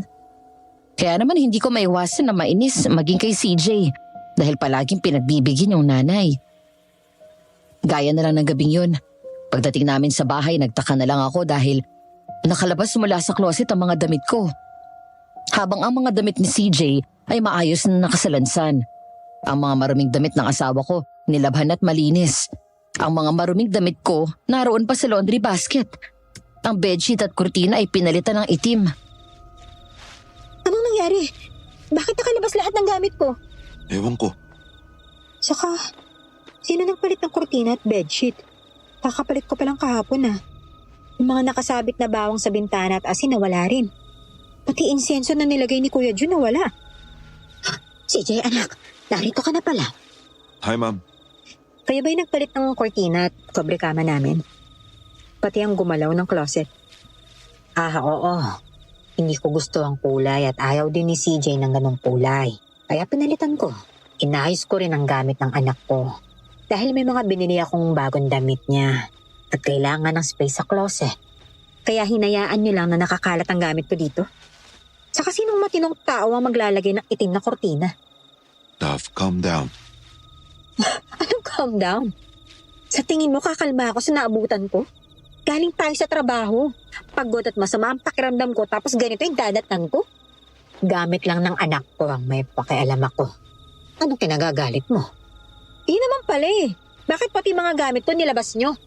Kung gusto mo, bitbitin mo ang mga gamit mo sa labas. Sumama ka na rin at huwag ka nang babalik dito. Ma, ano ba? Kung lalayas ako dito, sisiguraduhin kong kasama ko yung asawa ko. At pwede ba? Huwag mong pakialaman yung gamit namin. All I want is the best for my son. Anong best for your son ang pinagsasabi nyo dyan? Anong palagay nyo sa anak nyo? Nakadiaper pa at paiinumin ng tiki-tiki? Nakagawa na nga ng bata yung anak nyo eh. Tapos bebabyhin mo pa rin. Wala kang pakialam kahit anong gusto kong gawin sa anak ko. Meron, dahil asawa ako. Anong akala mo? Tanggap ka na rito? Ay hindi. Sa araw-araw na ginawa ng Diyos, pamukang-pamukha nyo sa akin na hindi nyo ako tanggap. Lumayas ka rito. CJ, palayasin mo ang babaeng yan. Ayokong makasama yan dito. At sino may sabi na gusto rin kitang kasama? Hoy CJ, kapag ako tumapak sa labas ng bahay na to ha, hindi mo na kami makikita ng anak mo. Ma, ano ba? Ang sabi ko ay palayasin mo siya. Ako ang sundin mo dahil ako ang nanay mo. I said enough! Mami, tama na, please. Walang aalis dito. At pwede ba, huwag niyong pakialaman yung gamit namin. Kung hindi niyo matanggap si Miranda, fine. Pero hindi ko siya hihiwalayan. Nabuntis mo lamang ang babaeng yan. Hindi mo naman mahal yan ah. Nagkakamali ka dahil mahal ko siya. Mahal ko si Miranda. Sa gitna ng tensyon ay gulat akong napalingon kay CJ. Yun ang unang beses na marinig ko yun sa kanya. Tama ang biyanan ko. Nabuntis niya ako. Kaya kahit ako hindi umaasa na magkakaroon kami ng emotional connection. Oo, sweet siya at maalaga. We do things normal couples do. Pero hindi ko kailanman inisip na mamahalin niya ako. Umagos ang luha ko kaya agad akong tumalikod. Ano? Oo, mahal ko siya. Kaya kapag lumayas dito ang asawa ko, kasama niya akong aalis. Walang iya ka talagang babae ka. Kasalanan mo lahat ito. Dahil nilagni mo ang anak ko. Oh! Aray! CJ! Ma, bitiwan mo si Miranda! Clark! Si Mami! Nagulat ako nang bigla na lang hablutin ito ang buhok ko. Hindi pa nakontento at sinampal ako ng malakas pagharap ko. Nagpigil akong lumaban. Sumasagot ako pero ayoko pagbuhatan siya ng kamay dahil kahit gaano kasama ang ugali niya, siya pa rin ang nanay ng asawa ko. Samantala biglang dumating si Clark at hinila palayo ang biyanan ko. Nung ayaw pa rin akong bitawan, doon na naitulak ni CJ ang kanyang ina. Kaya nawalan siya ng balanse at napaupo sa sahig. Nagulat siya, gayon din ako. Sa unang pagkakataon, nakita ko ang ganong klase ng galit sa mukha ni CJ. Sabi ko, bitiwan mo siya! CJ, how dare you? Ang dahilan mo sa babaeng yan, tinulak mo ko. Kuha mo na akong saktan. Clark, ilabas mo na yan! Mahal ka na. Bitawan mo ko. Talagang mas pinipili mo. I said leave! Kaya ko magpasensya kahit nagmumukha akong tanga kakasunod sa gusto mo kahit ayoko. Mula sa mga gamit, pagkain, saan ako pupunta. Ikaw lahat yung kailangan masunod. No one's good enough for you. And I'm sick and tired of you meddling in my life. Sawang-sawa na akong bansagan na mamas boy. As much as I want to be proud of it, pero hindi sa ganitong paraan na para akong manikan de susi. Ngayon pati asawa ko, hindi mo na ako nire-respeto, Ma'am. Hindi mo ba naisip yung pwedeng mangyaring masama sa anak ko sa ginagawa ninyo? You're too selfish! Halika na, lumabas na tayo, Ma. Sobra na yung nanay mo eh. I'm sorry. I'm so sorry for everything. Hindi ko na matatagalan na kasama yan. Baka mamaya bigla na lang niya ako saktan kapag nakatalikod ako. O kaya lagyan ng lason yung pagkain ko. Hayaan mo, bibilisan ko yung paghahanap ng bahay na malilipatan natin. Isang gabi habang nasa kalagitnaan kami ng pagtulog mag-asawa, nakatakilid si CJ at nakaharap sa kabilang direksyon ko at ako naman sa kabila. Wala kaming kaalam-alam na may nakapasok na pala sa kwarto namin. Dahan-dahan naglalakad palapit sa akin. Hanggang sa bigla nitong takpan ng bibig ko. Doon ako nagising at nanlaki ang mata ko nang tumambad sa harap ko ang nakakatakot na mukha ng aswang. Habang ang mga kuko nito ay nakaumang sa tiyan ko. Anong akala mo? Titigil ako? Nagkakamali ka. Dahil hindi ako hihinto hanggat hindi ko nakukuha ang batas sinapupunan mo at hindi kita napapatay. Mamamatay ka ngayong gabi. Miranda! Tulong! Clark! Kuya John! Pinasok tayo na aswang! Magsama kayong lahat sa kamatayan. Habang tinakpan ng aswang ang bibig ko, mula sa ilalim ng unan ay agad kong kinuha ang kwintas at medalyon at tinikit ko yon sa braso niya. Doon nagising si CJ nang sumigaw ang aswang matapos malapnos ang balat nito. Agad niya tong sinipa palayo. Nagmamadali naman ako bumangon at nagtago sa likod ng asawa ko. Sinugod kami ng aswang. Gamit ang mga binigay ni Kuya June na mga armas at pangontra, kinuha ni CJ ang buntot pagi at bigla yung hinataw dito. Bigla akong sumampas sa kama nang talunin kami nito. Napasandal si CJ sa pader habang nagpapambuno sila ng aswang. Nakaamba ang mga kuko nito na handang subaksak sa asawa ko pero nagawa ko siyang pigilan at hawak ko sa braso ang aswang. Ikaw ang papatayin ko ngayon. Hindi mo ako kaya. Halika rito nang makita mo kung anong hinahanap mo. Layuan mo ang pamilya ko! Pumatay ka ng demonyo ka! Sa halip na manood lang sa nangyari, agad kong kinuha ang itak sa ilalim ng kama. Pagkatapos bigla kong sinaksak ang aswang sa likod. Bigla itong lumiyad at umangil ng malakas. Nang binaon ko pa ng husto ang talim ng itak sa katawan niya. Sawang-sawa na ako sa paulit-ulit mong panggugulo sa buhay namin. Kahit sinong demonyo ka pa, hindi kita katatakutan basta anak ko na nilalagay mo sa peligro. Magbabayad kang babae ka. Lumayo ka sa amin! Isasama kita sa impyerno. CJ! Biglang pumihit ang aswang paharap sa akin. Nahawakan ako nito sa damit. Pero agad siyang nasipa ni CJ palayo. Pagewang-gewang ng lakad palabas ng kwarto. Eksaktong dumating si Clark at Kuya June. Sa gulat ng dalawa ay umatras sa mga ito. Hanggang sa tumakbo ang aswang papunta sa bintana. At mula doon ay tumalon ito pababa. Napatakbo kami at nakitang bumagsak ito sa gilid ng bahay. Pagkatapos ay tumalon sa bakod at mabilis na tumakbo papasok sa gubat. Good job, love. Ang galing mo. Hayop siya. Hindi ako papayag na saktan niya yung baby natin. Dumadalas ang pag-atake ng mga aswa. Maglagay ulit tayo ng insenso. Hayaan mo, kuya. Ngayon, biniling ko na kay Ate Inday na sa susunod ay inutusan sila ni Mami na pakialaman yung kwarto namin. Magsumbong muna sila. Isang gabi dahil masama ang pakiramdam ni Ate Inday, nagpresenta ako na ako na lang ang magluluto ng ulam para sa hapunan. Dahil doon nagkikrave ako ng sabaw. Tinolang manok ang niluto ko.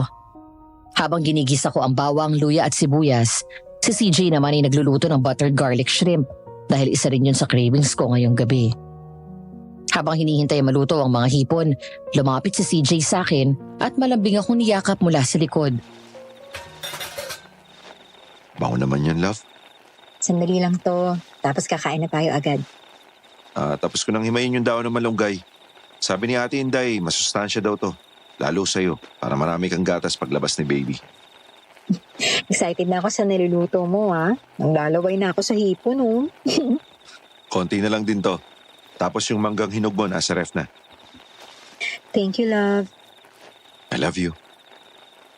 Alam mo, hindi ko akalain na mamahalin kita ng ganito kadali. Bahagya akong natigilan. Binaba ko muna ang sandok habang naghihintay akong maluto ang manok. Pagkatapos ay pumihit ako paharap sa kanya.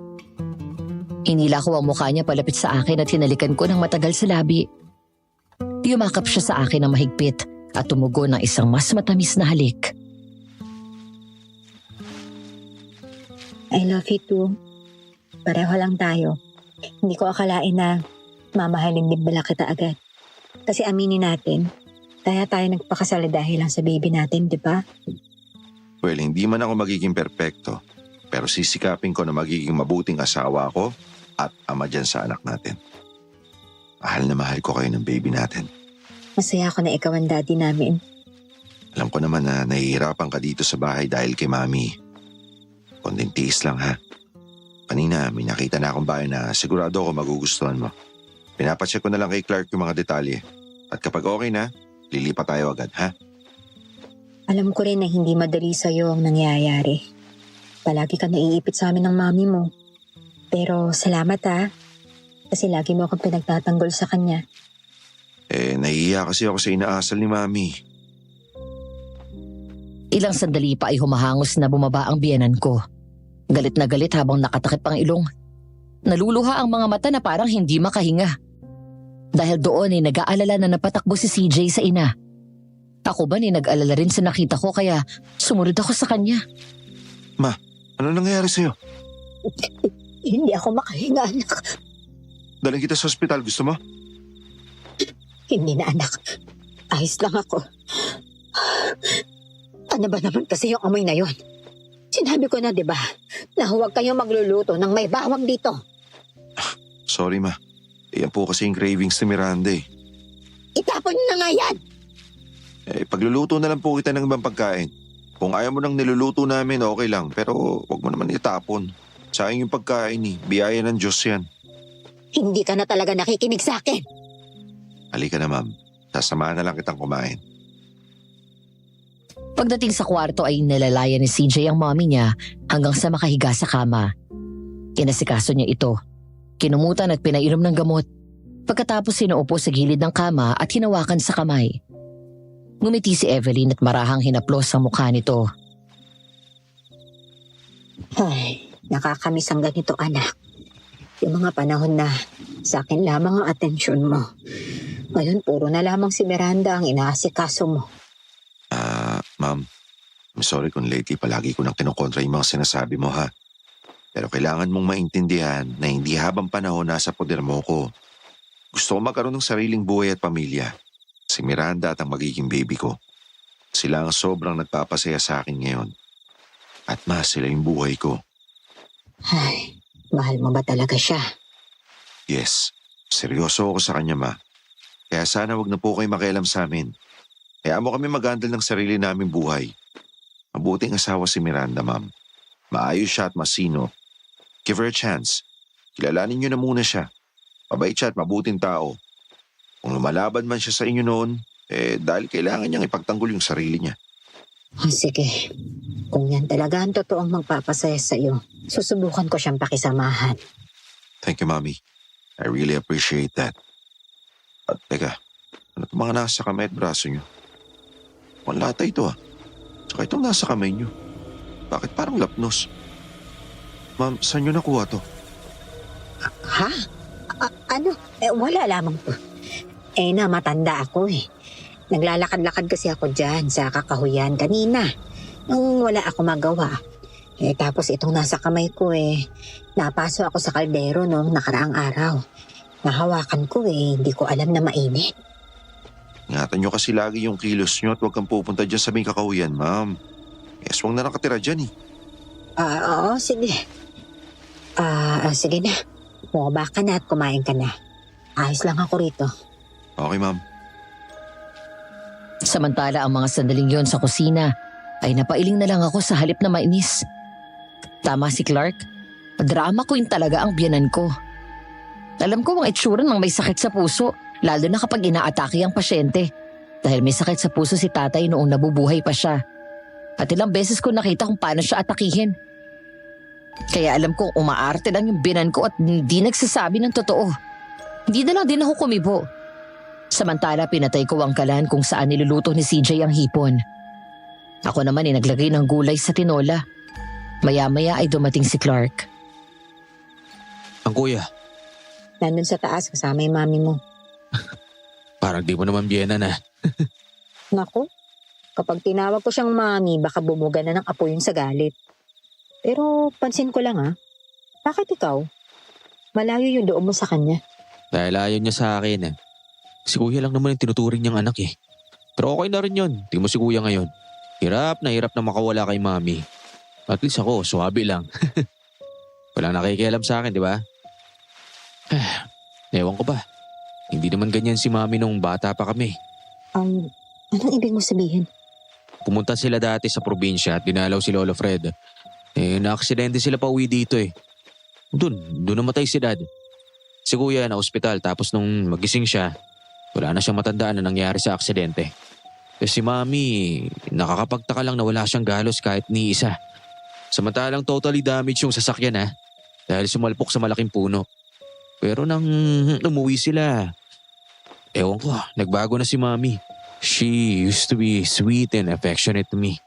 Panay ang trato niya sa amin ng magaganda. Pero bigla, kay kuya na lang umiikot ang mundo niya. Bini-baby niya. Tapos si kuya noon, laging takot kay mami. Kaya yun, sunod lang siya ng sunod sa lahat ng gusto niya. Kaya binansagan na mamas boy eh. Bakit ngayon nakakatanggi na siya sa gusto ng mami mo? Dahil sa'yo. Maya-maya ay napatingala kami ni Clark nang marinig namin ang mga yabag ng paa ni CJ. Nakangiti siya lumapit sa amin. Magaan ang aura ng mukha na parang may nangyayaring maganda. Kumusta siya? Okay naman. Malakas talaga yung allergy niya sa bawang eh. Hindi mo naman sinabi di sana sa dirty kitchen na lang tayo nagluto. Hindi ka ba nagtataka? Hindi naman allergic si mami sa bawang nung mga bata pa tayo, di ba? Hindi kaya siya yung aswang? Sira ulo. Kinagabihan, pasado 11:00 ng gabi. Habang may tinatapos na trabaho si CJ sa computer, bumaba ako sa kusina para uminom ng gatas. Habang naroon ay bigla akong nakaramdam ng bigat sa paligid. Sa hindi malamang dahilan ay bigla akong nakaramdam ng kilabot. Lumingon ako sa paligid. Wala nang tao doon maliban sa akin. Muli kong tinuon ang sarili ko sa ginagawa ko. Hanggang sa may maramdaman akong unti-unting naglalakad sa likuran ko.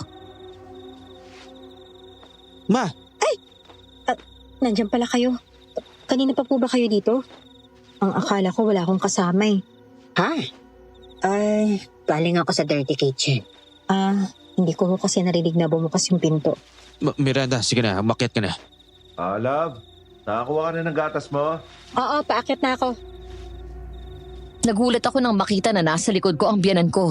Ang nakapagtataka dito, masyado siyang malapit sa akin. At ang kamay niya ay nasa likod na parang may tinatago. Ang kwento ni Clark sa akin na makapasok daw kami ni CJ sa kwarto at wala akong kamalay-malay sa mga nangyayari, doon niya nilapitan ang ina. Galit at purasahan itong hinila ang kamay na nakatago sa likod at bumulaga sa harapan ni Clark ang isang mahabang kitchen knife. Ano sa tingin mong ginagawa mo? Wala. Akin na yan. Ibigay mo sa akin yung kutsilyo. Ano ba? Huwag mo nga akong gawing tanga, ma. Kitang-kita ko yung gagawin mo. Sasaksakin mo si Miranda habang nakatalikod siya. Hindi siya bagay sa kapatid mo. Pabayaan mo ko sa gagawin ko.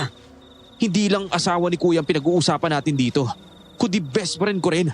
Na walang kamuwang-muwang na pamangkin ko ang gusto mong patayin. Dugo pa lang yon. Hindi pa tao. Naririnig mo bang sinasabi mo, ma? Hindi ka man ba natatakot sa Diyos? Apo mo yun, oh. Nababaliw ka na ba? Sarili mo lang ang iniisip mo. Hindi ka na naawa kay Kuya. Huwag kang makialam. Subukan mo saktan si Miranda at ang pamangkin ko. Kung hindi ako mismo magtatapon sa isang kulungan. Isa ka pang visit sa buhay ko. By the way, ma, gusto mo, bawang? Maglagay ka sa bintana mo. Ilayo mo yan. Ayoko niyan. Sabi ko na eh. Hello, Apo.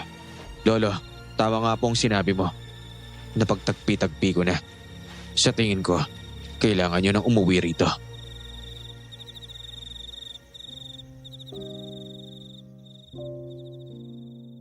Isang umaga ng Sabado, habang nasa kwarto ako at nagtutupi ng mga damit naming mag-asawa, si CJ naman ay umalis sandali ng mga umagang yun.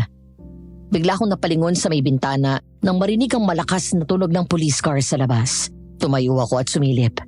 Pero mula doon sa kwarto ay hindi ko masyadong kita yun. Kaya naman lumabas ako ng silid at nagpunta sa dulo ng hallway kung saan may bintana. Maya-maya ay dumating si Clark at Kuya June at nakasili pa rin. Ano nangyayari? Bakit ang daming tao? Tsaka bakit may pulis? Oh, may suko pa. May nakita raw na patong-patong na bangkay sa isang lumang kubo doon sa may bandang loob ng kakahuyan. Bangkay? Kanino daw nakubo yun? Wala daw nakakaalam pero ang duda ng mga tao, bahay daw yun ang aswang. Hindi nyo ba alam? Ang daming nawawala doon sa kabilang bayan. Narinig ko nga yun tapos puro lalaki nasa 20 anyos hanggang 30 yung edad nila. Malakas ang kutob ko na aswang nga may kagagawa ng lahat ng ito. Siguro nagpapanggap na magandang babae yung aswang tapos inakit yung biktima. Ganun na nga, habang nag-iisip siya ng paraan kung paano ka makukuha at ang bata sa sinapupunan mo. Kumahanap siya ng biktima para makakain at maipangtawid sa kanyang gutom. Demonyo talaga. Ang dami pa ng iba. Hello, love. Pauwi ka na? Oo. Ano gusto mo pa sa lubong? Gusto ko ng fried chicken sa pizza. Sige. Dadaan na ako agad sa bilihan. Thanks, love. Ingat sa pagmamaneho, ha? Kuya Jun, magpapatulong sana ako sa'yo. May problema dun sa motor ko eh. Sige, halika, tignan ko. Hindi na ako nakiusisa pa sa nangyayari sa labas at bumalik sa kwarto para ipagpatuloy ang ginagawa ko. Makalipas ang 20 minutes, nang matapos ko ang pagtutupi at nailagay sa closet ang damit namin, muli akong lumabas para hintayin ang pagdating ni CJ. Ayon kasi sa text niya, malapit na siya sa bahay. Habang naghihintay ay muli akong bumalik sa bintana at sinilip ang mga nangyayari. Ilang sandali pa ang lumipas nang umalis ako doon. Sa paglalakad ko, naagaw ang pansin ko ng display cabinet. Mula sa isang libro na naroon ay may nakalabas na lumang larawan. Napakunot-noo ako nang makilala ang biyanan ko. Binuksan ko ang cabinet at hinila yun.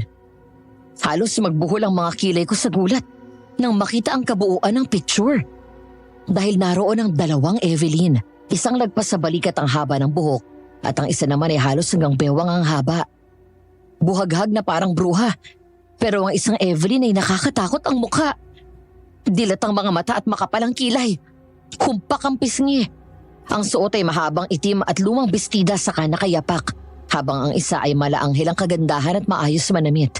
Magaan ang bakas ng mukha at magandang nakangiti. Tinignan ko ang likod na maaninag ko na may nakasulat doon. Sino to? Evelyn. Eleanor? May nakita lang po akong picture. May kakambal po pala kayo? Hindi yata nabanggit sa akin ni CJ sa ni Clark. Patingin nga. Eto po. Hali ka sa baba. Samahan mo ako magmerienda. Sige po. Pagdating namin sa hagdan ay pinauna ako ng biyanan ko na maglakad. Hanggang sa nakadalawang baitang pa lang ako. Nagulat na lang ako nang maramdaman ko na may tumulak sa akin. Napasigaw ako. Nawalan ako ng balanse at tuluyang nahulog. Hindi ko alam na naroon na pala sa garahe si CJ at nakita ang mga pangyayari. Nang bumagsak ako sa sahig ay wala na akong malay. Miranda! Anong nangyari? Miranda! Anong ginawa mo, ma? Wala akong alam, anak. Nagulat na lang din ako. Sinungaling ka. Kitang-kita kita. Tinulak mo ang asawa ko. Anong klaseng tao ka? Kung tatandaan mo, kapag may nangyaring masama sa mag-ina ko, lalo na sa anak ko, kakalimutan kong nanay kita. Miranda! Love! Wake up! Ayun, tama-tama may ambulansya. Sir! Tulong! Tulungan niyo kami! Nang maalimpungatan ako, naroon na ako sa loob ng isang kwarto sa ospital. Nakatalikod mula sa akin si CJ, habang kaharap si Clark at may hawak itong phone. Mula doon ay narinig ko ang sinasabi ng asawa ko kay Ate Inday na siyang kausap nito. Magkahalong lungkot at galit ang naririnig ko sa boses niya. Nang mga panahon na yon ay wala pa akong alam kung bakit ako nahulog sa hagdan. Nang kapain ko ang noo ko, Naramdaman ko na may gasa na makapal doon. Oo, Ate Inday. Pakilagay lahat ng gamit namin sa luggage ko at luggage ni Miranda. Kung hindi kasya, kunin niyo muna yung maleta ni Clark. Opo, thank you, ate. Love, Kuya, gising na si Miranda. Love, kumusta ka na? Anong nararamdaman mo? nahihilo pa ako eh. Ang baby natin, kamusta siya? Our baby is safe. Napakabuti ng Diyos, love. Sa kabila ng mga nangyari, healthy pa rin siya. Salamat at ligtas kayo. Salamat sa Diyos. Akala ko na wala na siya sa atin eh. Ano ba nangyari? Naramdaman ko na lang na may tumulak sa akin. Ang mami mo ba? Oo, I'm so sorry, love. I'm so sorry. Hayop siya. Alam kong nanay niyo siya. Pero napakademonyo ng nanay niyo. Hindi ko siya mapapatawad sa ginawa niya sa akin. Muntik mo wala yung baby ko nang dahil sa kanya. Pinaayos ko na yung gamit natin kay Ate Inday. Bukas sabi ng doktor, makakalabas ka na. Kukunin na ni Clark yung mga gamit natin mamaya at dadalhin sa apartment ko. Pagkalabas natin ng ospital bukas ng gabi, dadaan lang tayo doon para tignan kung may mga gamit ka pang naiwan. Tapos aalis rin tayo agad, ha? Okay. Lalayo na tayo, love. Dapat nakinig na ako sa'yo noon pa eh. Kung umalis na sana tayo agad sa bahay, hindi mangyayari to. I'm so sorry. Hindi ko akalain na magagawa yun ni Mami. Wala kang kasalanan. Ang importante, ligtas kami ni baby. Masamang tingin ang pinukol ko sa biyanan ko pagpasok namin ng bahay. Masakit pa ang katawan ko. Pero kailangan ko umakyat sa kwarto para tignan kung may importanteng gamit pa akong naiwan. Dahil hanggat naroon ang biyanan ko, ipinangako ko sa sarili ko na hinding-hindi na ako tatapak sa bahay na yon. Ilalayo namin sa kanya ang anak namin at hinding-hindi niya makikita ang kanyang apo. Samantala agad namang nataranta ang biyanan ko nang makitang pumasok kami. Takot at pag-aalala ang nakita ko sa kanyang mukha. Nataranta na sinundan kami hanggang sa kwarto, pero hindi man lang tinapunan ni CJ ng tingin ng nanay niya.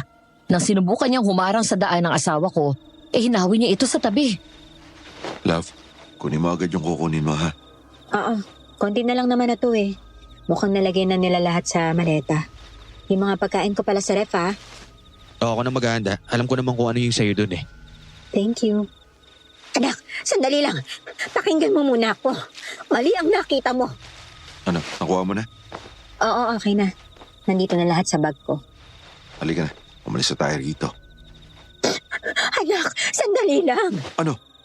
Anong papakinggan ko? Anong excuses na naman yung sasabihin nyo? Wala ka na maidadahilan sa akin dahil kitang-kita ko kung paano mo tinulak ang asawa ko. Nakita ko kung paano kang ngumiti habang pinapanood mong gumugulong pababa ng hagdan si Miranda.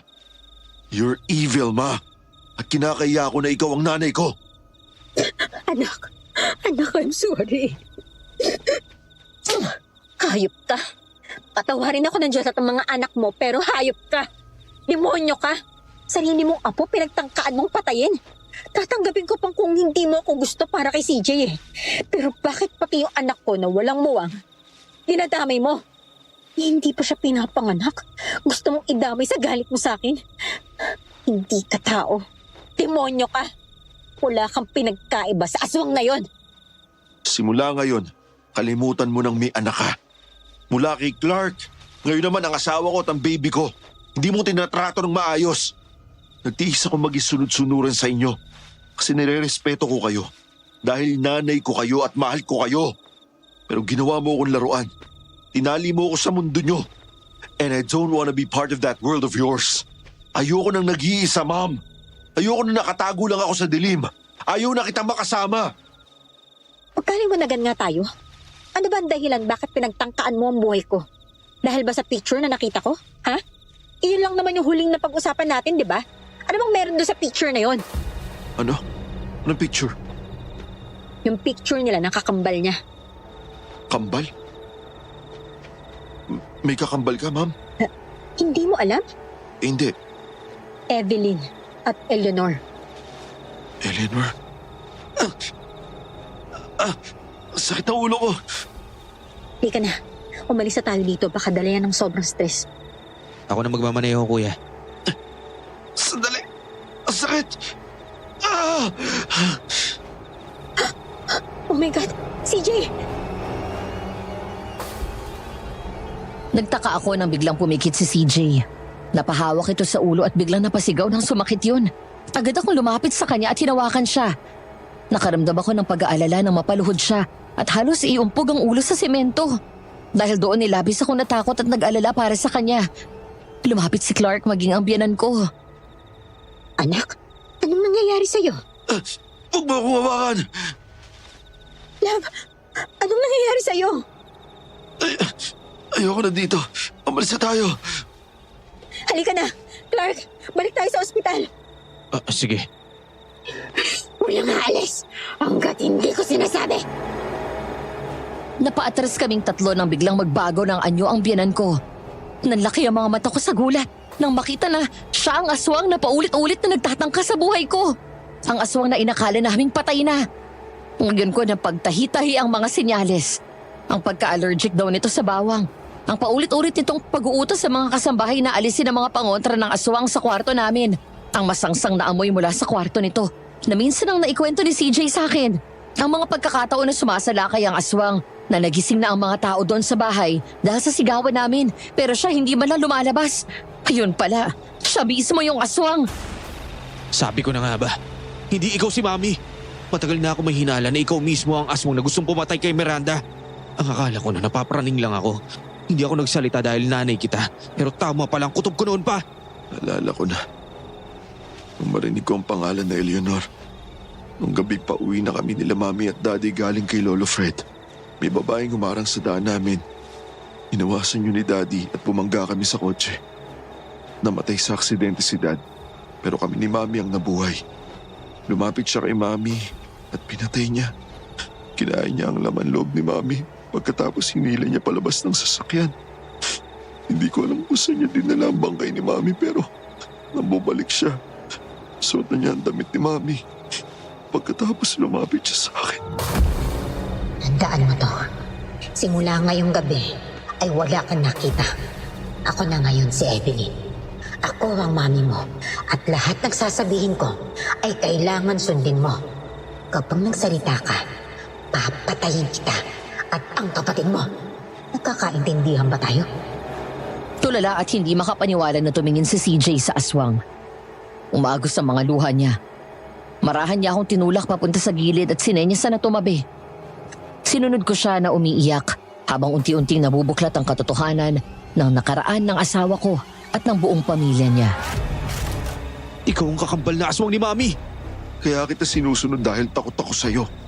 Kaya gusto mo palagi ako nasa tabi mo dahil natatakot ka na bumalik ang alaala ko at malaman ng lahat na ikaw si Eleanor. Pinatay mo ang totoong Mami namin. Demonyo ka! Magbabayad ka sa pagpatay mo sa mga magulang namin. Ngayon pati ang asawa at anak ko idadamay mo. Bakit? Kinuha ko lang naman ang buhay na pinagkait sa akin ng papa. Mula nang maliit kami. Si Evelyn na ang paboritong anak. Nang maging ganap na aswang ako sa edad na 14, pinatapon ako ng papa sa probinsya. Kinulong sa kuweba at kinadena dun sa bundok. Nabuhay ako parang hayop. Habang ang kapatid ko ay nabubuhay ng maayos at daig pa ang prinsesa. Dahil ikaw ang pumatay sa mami mo at pati kami ni Evelyn, nais mo rin patayin. Wala akong mapagpipilian kundi ang ilayo ka, anak. Sa kabila ng ginawa mo, hindi pa rin kita maatim na patayin. Papa, Lolo, anong ginagawa mo dito? Nang mapansin ko ang kakaibang kinikilos niya, tinawagan ko si Lolo. Siya ang nagkumpirma na hindi si Mami ang kasama natin mula nung maaksidente tayo. Kaya pinapunta ko siya rito para makorner ang impostor na yan. Nang sinabi sa akin ni Evelyn na pakawalan ka, ginawa ko dahil gusto ko rin magkaroon ka ng maayos na buhay.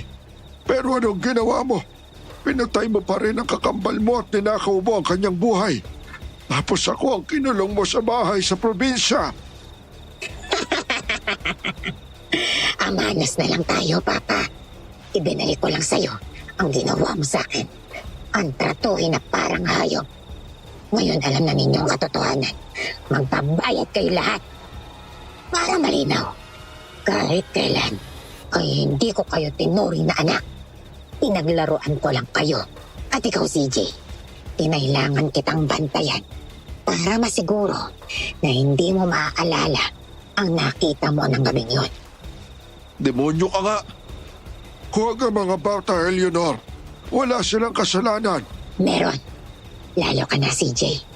Pagkatapos kitang alagaan, tatalikuran mo ako na nagpalaki sa'yo dahil sa babaeng yan. Na sana noon ko pa ginawa. Niloko mo kami magkapatid. Sinira mong pamilya ko. Ako ang nagpakananay sa inyo. Kahit kailan hindi ka umabot sa kalingkingan ng pagiging ina ng mami ko. Alam mo kung bakit? Dahil hindi ka marunong magpakaina. Pinanipula mo kami. Pinaikot sa mga kasinungalingan at pagpapanggap mo. Ngayon naalala ko na. Kahit sa ganda ni Mami ay wala ka pang panama. Iisa lang ang mukha ninyo. Pero magkaiba kayo ng ugali dahil hindi demonyo ang mami ko. Walang pwedeng makaalam na katotohanan. Hindi na ako pwedeng bumalik sa bundok ngayon. Huwag ka mag-alala.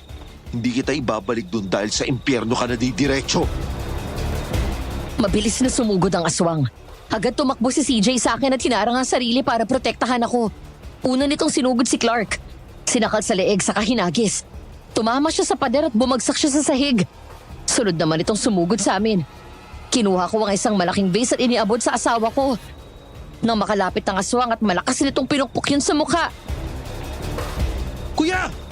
Nagkamali ka ng siningil dahil wala kaming utang sa'yo. Ikaw ang may atraso sa amin. Kaya pagbabayaran mo ng mahal ang pagpatay mo sa mga magulang ko at ang pagtatangka mong pagpatay sa asawa at anak ko. Kulang pa yan sa hirap, sa dinanas ko. Hayop ka! Clark, ang buntot pagi! Nang makita ko ang buntot pagi na bigay ni Kuya June na naisilid ni CJ kanina sa bag, agad kong kinuha yun at binigay ko kay Clark. Mula sa likod ay sinakal niya ang aswang at nilayo sa amin.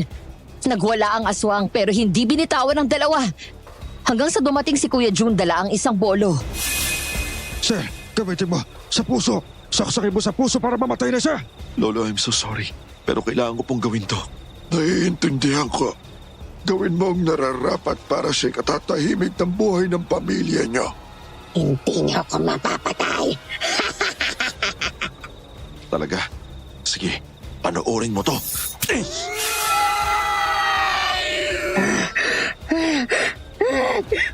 Walang iya kayo. Walang utang na loob. Para sa pagtatangka mo sa buhay ng asawa at anak ko. Para sa panluloko mo sa amin sa mahabang panahon. Para kay Mami at Daddy! Yeah! Sinaksak ni CJ ang aswang sa dibdib at sinadyang tamaan ang puso nito. Sunod ay si Clark mula sa likod. Nang bumagsak ang aswang at tuluyang namatay, inagaw ni Clark ang bolo sa kabiglang pinugutan nito ng ulo. Tinakpan ko ang mukha ko at niyakap ako ni CJ para hindi ko makita ang nakakarimarim na itsura ng aswang. Sira ulo ka. Bakit mo pinugutan? Ibabalikan daw tayo eh. Para siguradong hindi na mabubuhay yan. At kapag tinanong ako kung ano ang isa sa achievement ko sa buhay, sasabihin ko na pinugutan ko ng ulo ang aswang. Sira ulo ka talaga. Kinaumagahan nagtipon kami sa garden kasama si Lola Fred. Doon niya kinuwento ang lahat at kung paano nagkaroon si Eleanor. Sa unang pagkakataon ay nakaramdam ng awa sa kanya. Dahil biktima lang din siya ng pagkakamali ng kanyang sariling ama. Ang kasalanan na pinagbayaran ng anak. Tawarin niyo ako mga apo. Kasalanan ko lahat. Haaminin ko na naging maloko ako nung araw. Magkasawa na kami ng lola niyo pero ako'y nakiapit. Nang madestino ako sa probinsya, nakilala ko ang isang magandang babae, si Ophelia. Nagkaroon kami ng relasyon, pero nang niyaya niya ako magpakasal, doon ko sinabi na may asawa na ako. Nasaktan siya at galit na galit sa akin. Ang hindi ko lang alam ay isa pala siyang mangkukulam. Nang malaman niya na buntis ang lola niyo, sinumpa niya ako at ang anak ko na sa pagdating ng edad 14 ay magiging aswang siya. Kay Eleanor lang tumalabas yung pa at ang mami niyo ang nabuhay ng normal. Kalimutan niyo na po yun, Lolo. Matagal ang panahon ng lumipas at sigurado naman kami na pinagsisisihan nyo na yun. Sobrang pagsisisi ko. Sinira ko ang buhay ni Ophelia at ni Leonor. Nasaktan ko ang lola niyo. Ang kawawa kong anak. Siya ang nagbayad ng kasalanan ko at nadamay ang lola at mami at daddy niya. Lolo, I'm sorry kung kailangan sa ganitong paraan matapos lahat. Alam ko, Apo. Huwag kang mag-alala. Gaya ng sabi ko, naiintindihan ko. Patawarin niyo ako kung pati kayo nadamay. Wala nang aswang. Wala nang gagambala sa atin. I'm sorry kung nangyari lahat sa to. Alam ko na hindi madali pero nandito lang ako. Thank you, love, ha? Pero magiging okay din ako. Nakakalungkot to. Pero mas lamang na nakahinga ako ng maluwag nang malaman ko ang totoong hindi siya ang mami ko. And I hate myself dahil napaloko ko sa kanya. Niyaya ko na paikutin niya ako. Wala kang kasalanan. Namanipula ka lang niya. Nakalimutan mo yung nangyari dahil sa trauma mo. At hindi mo yun ginusto. I love you so much. Maraming salamat dahil hindi mo ako iniwan kahit na pinakikialaman niya yung buhay natin. At aaminin ko, nung nalaman ko na buntis ka, ginamit kitang escape route para makatakas sa anino niya dahil sakal na ako sa kanya. Kaya naman I'm so sorry. Naiintindihan ko. Kahit ako naman siguro nasa sitwasyon mo, igagrab ko lahat ng chance na makita para lang makawala sa ganun eh. Ang importante, mahal mo na ako. Sobra. Wala eh. Nadala mo ako sa sarap ng halik mo. I love you so, so much.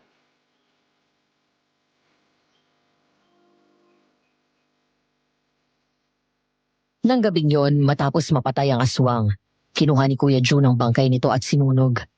Tinuloy pa rin namin ang pag-alis sa bahay at pinarenovate yon ng magkapatid. Bago kami bumalik ay pinabless namin yon. Nang sa ganun ay mawala ang negative energy na naninirahan doon dahil sa aswang. Kinuha na rin nila CJ si Lola Fred at kasama namin siyang tumira sa bahay.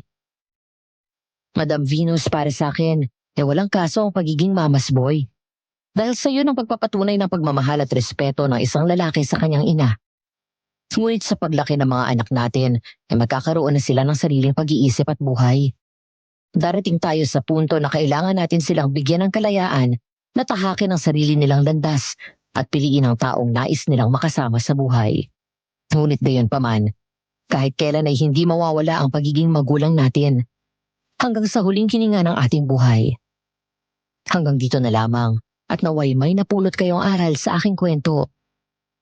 Maraming salamat at more power sa Aswang Diaries. Nagmamahal, Miranda.